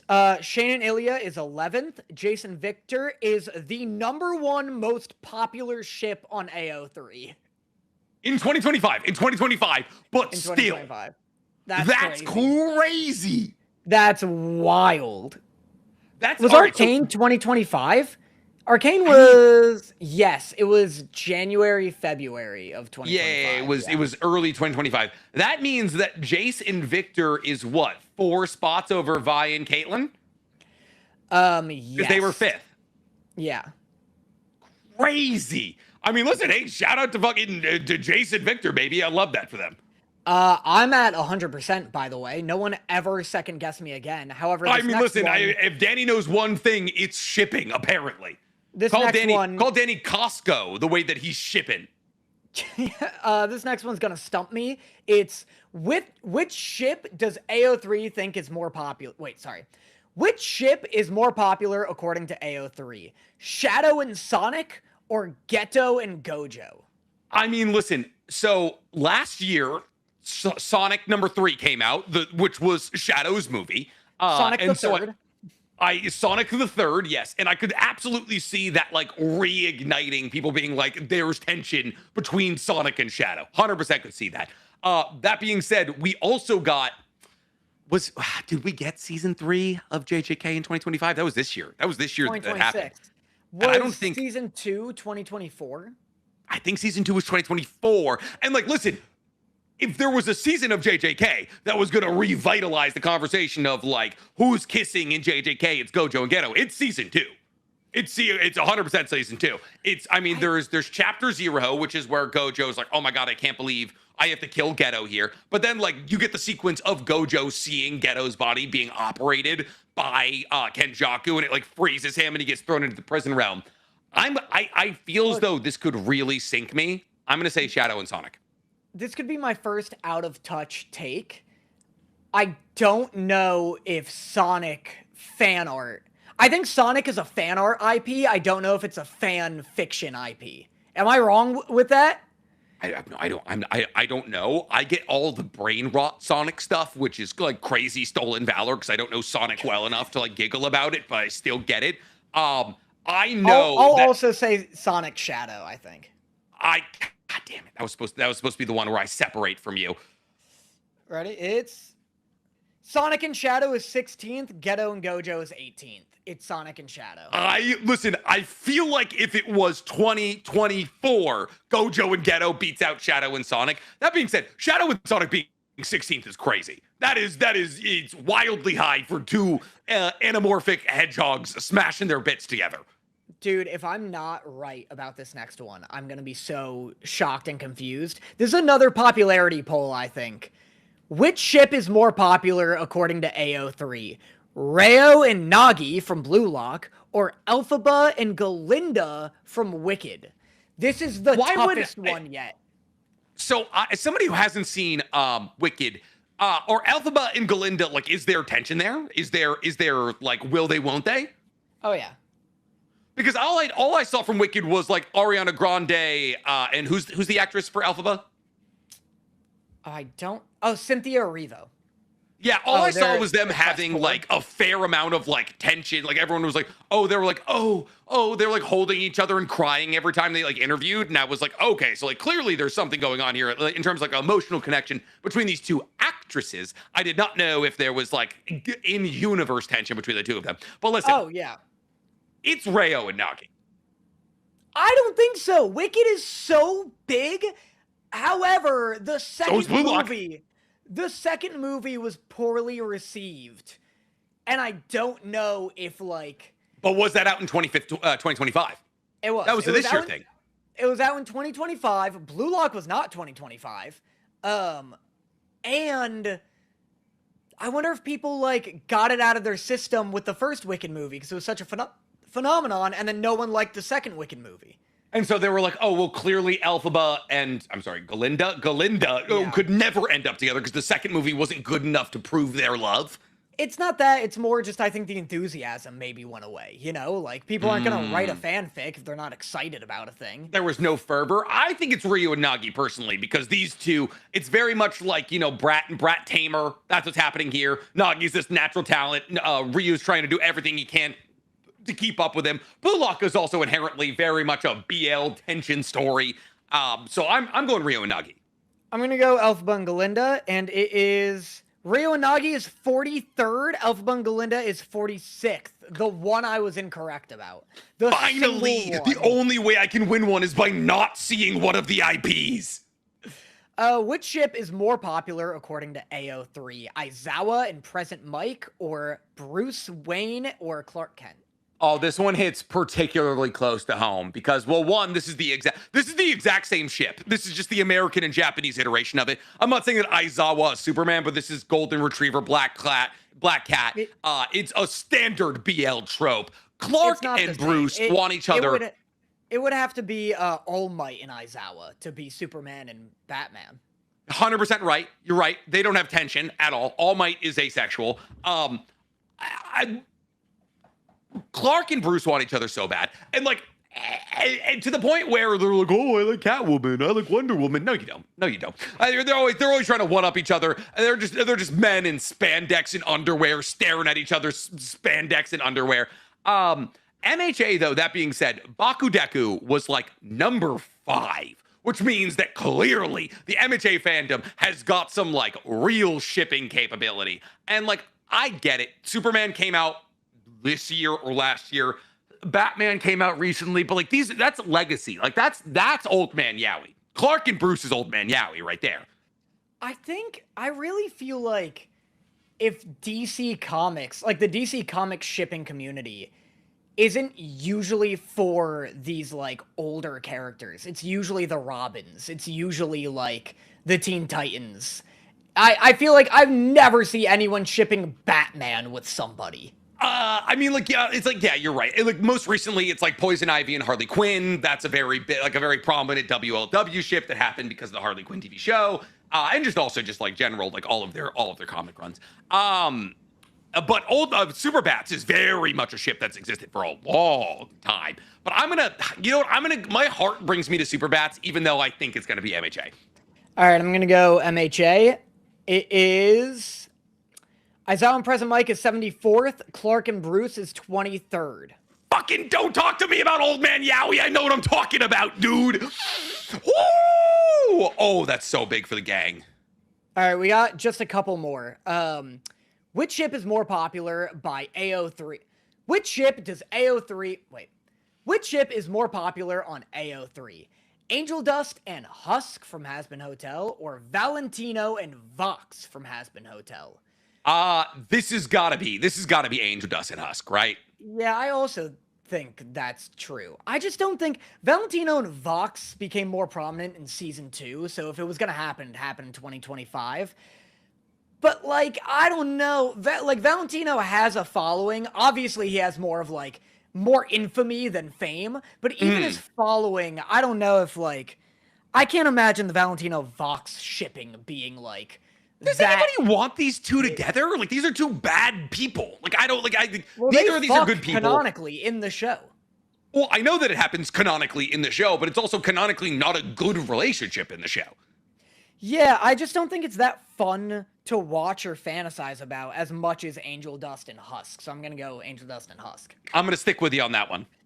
It is Angel Dust and Husk is 78th. Valentino and Vox is 75th. Some toxic motherfuckers out there. Who is writing? Is it because, like, people want because like they deserve each other because they're both bad and people want like them to be bad to each other? It's got to be because they're like both like bad boys technically, right?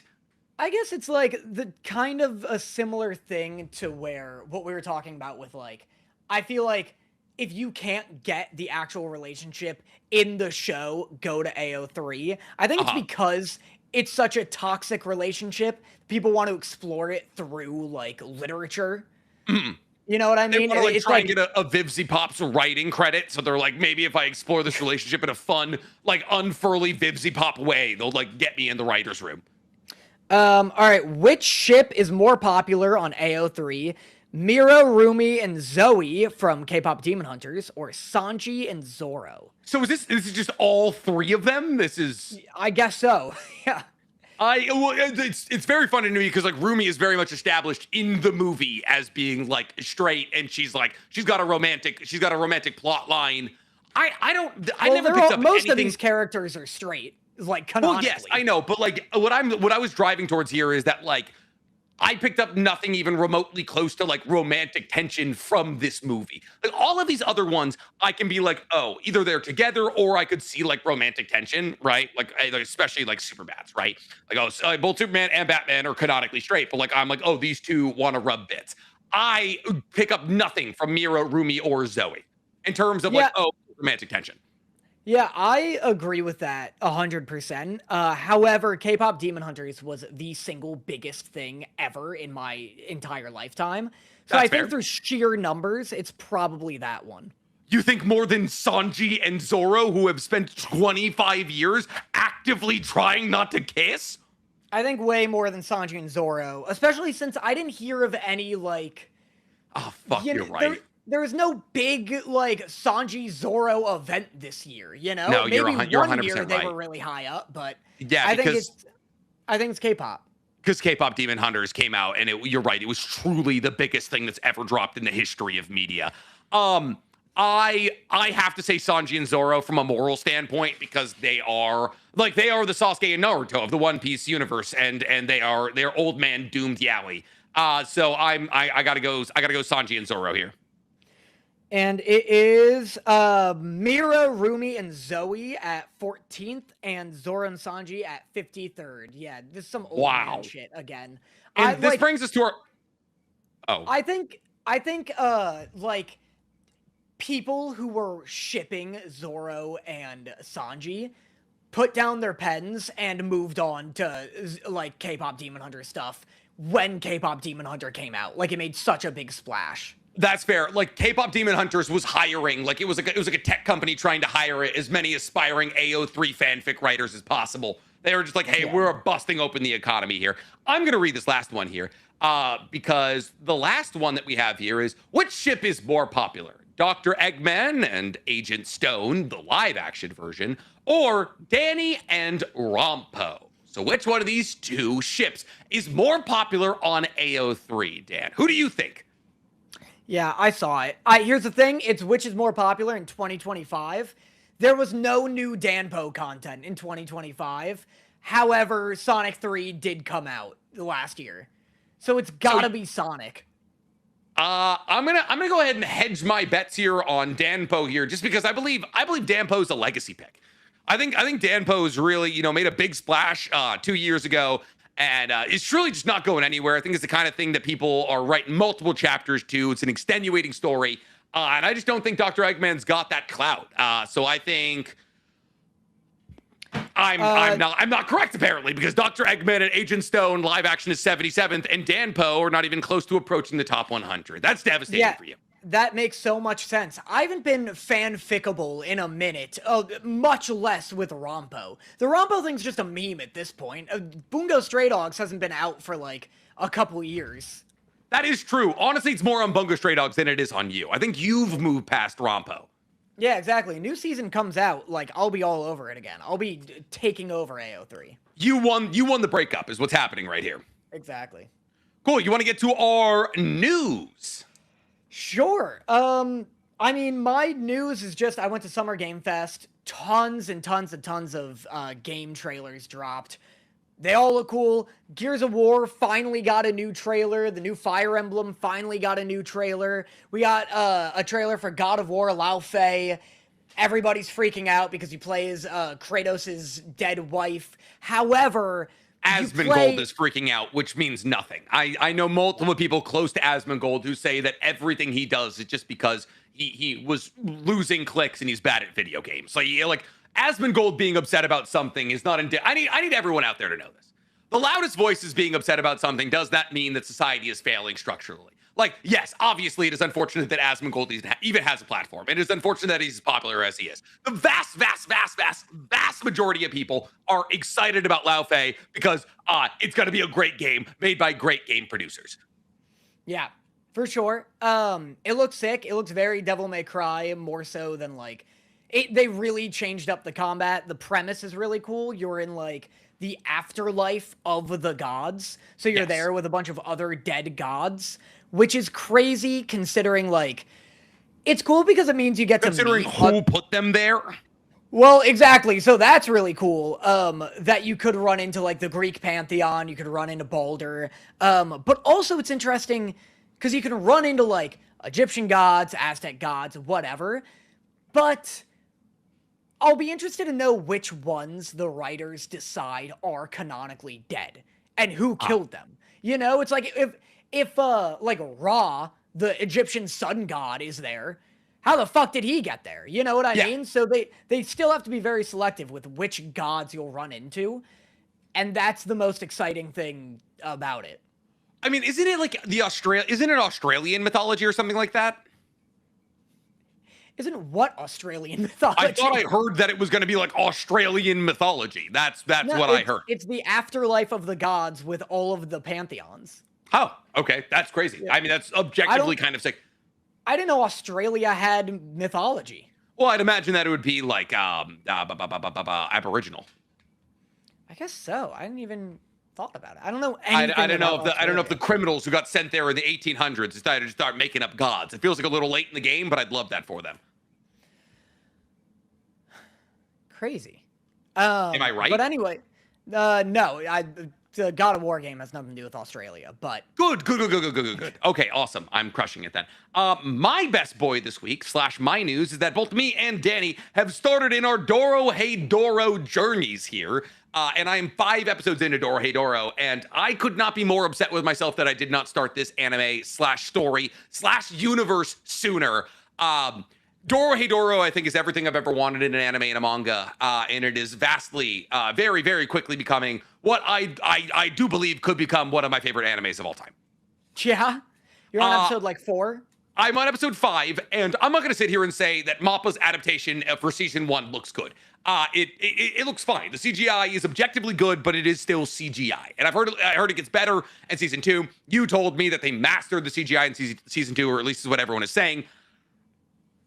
I love women so much. I love women so goddamn much because they are just objectively better mangakas than we as men get to be, apparently, because all of the best working mangaka on earth right now are all women. I was texting Danny, and like an idiot, I assumed that the mangaka of Dorohedoro was a man. Danny corrected me and goes, actually, it's a woman. And I said, oh, never mind. That makes everything about this story make sense, because whether it's writing the most punk and non-cringe story of all time, or writing sprawling epic fantasies like Frieren, or hilarious romps like Delicious in Dungeon, or objectively perfect stories like Full Metal Alchemist Brotherhood, or stories that reinvented what the shonen genre means to the female gender, like Sailor Moon.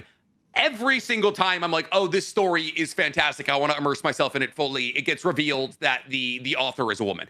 And Dorohedoro is the best encapsulation of punk culture I've ever seen in anime without being cringe or edgy or classically like, oh, we do things different. Like, this is just the story written by somebody who was a punk in the 90s and is fucking awesome. Yeah. Yeah, it is crazy that, like, female mangaka write the most punk shit. Like, this and Gachi Akuda are two of the most authentically cool things I've read. Yes! Like, it's casually understood good punk culture. And like Kia Hirata, and I believe the mangaka's name is Q, which is a pen name, for Dorohedoro and Day Dark, just like, this is an understanding of punk culture. And like, so many anime try to be punk, they try to be edgy, and it just comes across as like incel-esque. You know, it comes across like, oh, this is cringe, this is incel-y. Whether it's Noe, whether it's Shin, whether it's Kaiman, whether it's Nikaido, like, dude, in the second episode of Dorohedoro, Ebisu's face is just ripped off. And it's just like, it's like stuck in Kaiman's teeth, and it's just like a fucking hanging face. And like everyone like taking off their masks, and the heart mask, and like all of these masks that these characters are wearing. And yeah, Dorohedoro with it. I think I'm gonna watch all of the anime, and then I'm gonna get to Day Dark. Nice. You're gonna read Die Dark? Well, once I get to, like, you know, where the anime is left off, like, I'm gonna read season 1, or I'm gonna watch season 1 and season 2, and then I'll get to the manga. Yeah. Nice. Yeah, you cut out for like a really, really long time, but hopefully the recording catches that diatribe. Are you gone again? This is why we got to get back in person here on account of the fact that it's sticks and stones is my Wi-Fi here. It's truly horrendous. Yeah.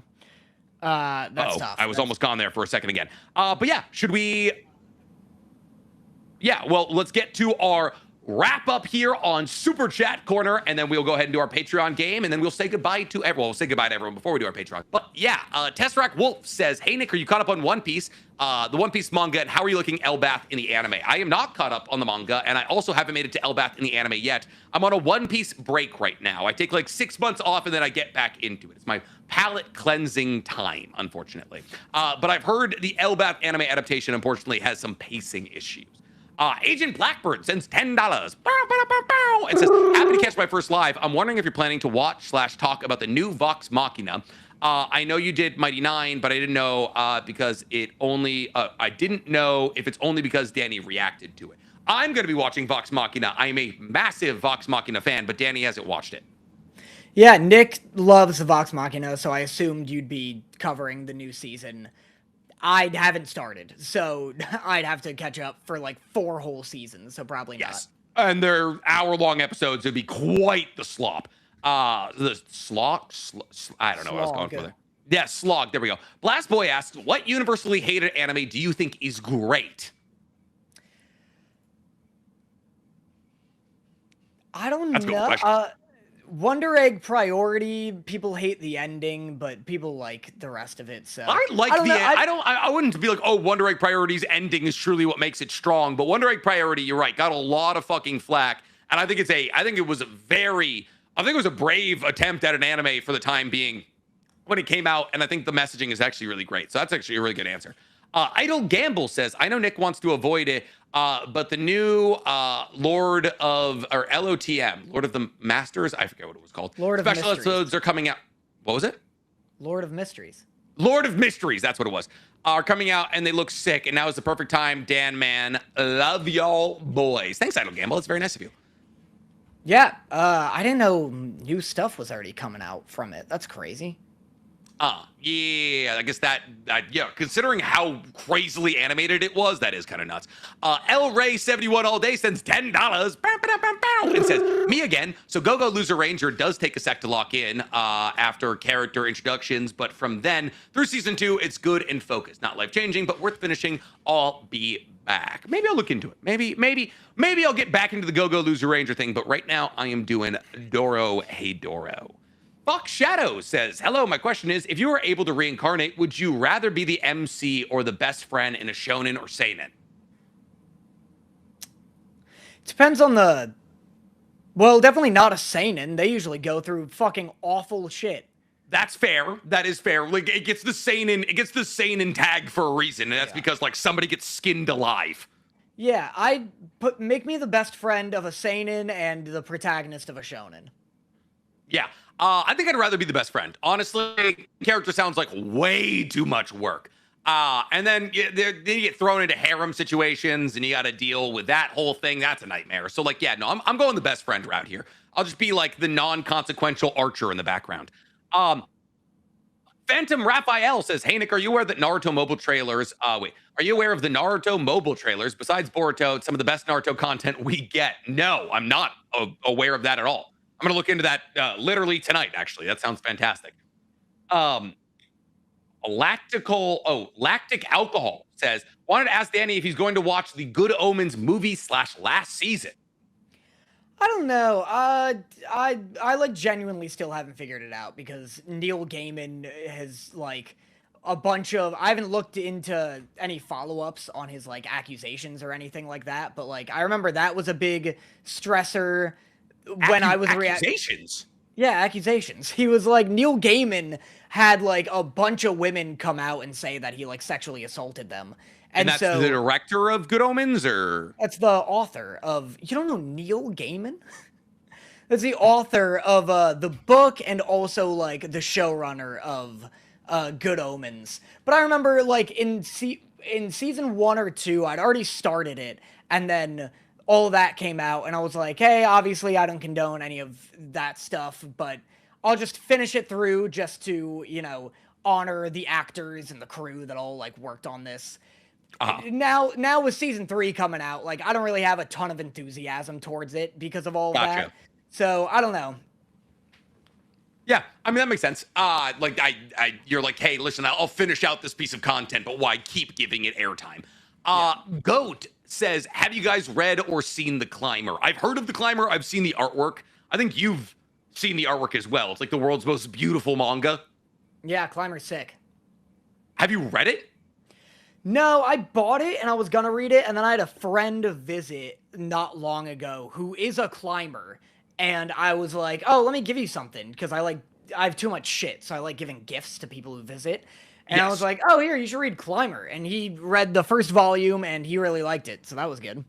Love that for him. Have you guys built any more Gunpla after the EGs? I haven't. Have you? I tried. I started to, and I lost a little piece of this guy. I don't have his hips. I built the hips, and then I lost them, and so I can't. So he's just. Well, you could build like a really sick broken Gunpla. You could just be like, oh, have him like solder off one of his sides here and like have him be cut in half. Yeah, I guess I could just have the top half of a little knight guy, I guess. Oh yeah, that is truly nothing. That is nothing at all. Dakota Casey sends $10 and says, hey, Danny and Nick, have you all heard of Voltron? Also love y'all's content. Have I heard of Voltron? Yeah, absolutely. I've heard of Voltron. It. I haven't seen it. Voltron is just Power Rangers, pretty much, but they're always combining. Yes, they're always combining, and they're also more animalistic. They're like all tigers. Estufa Amaria sends another 5,500 Chilean pesos and says, I'm back with the NSO propaganda. Last episode was like 7 minutes of really cool paper puppet animation. Watch it for the depressed queers in chat, me. Danny, it is Pride Month. If there's one group of people we have to listen to right now, it's the depressed queers. What was it? What was the request? Needy something, the needy one.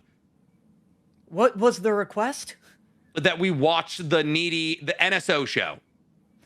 Oh, I see. The purple one, right? Yes, the pinkest anime of all time. I Yes. got you.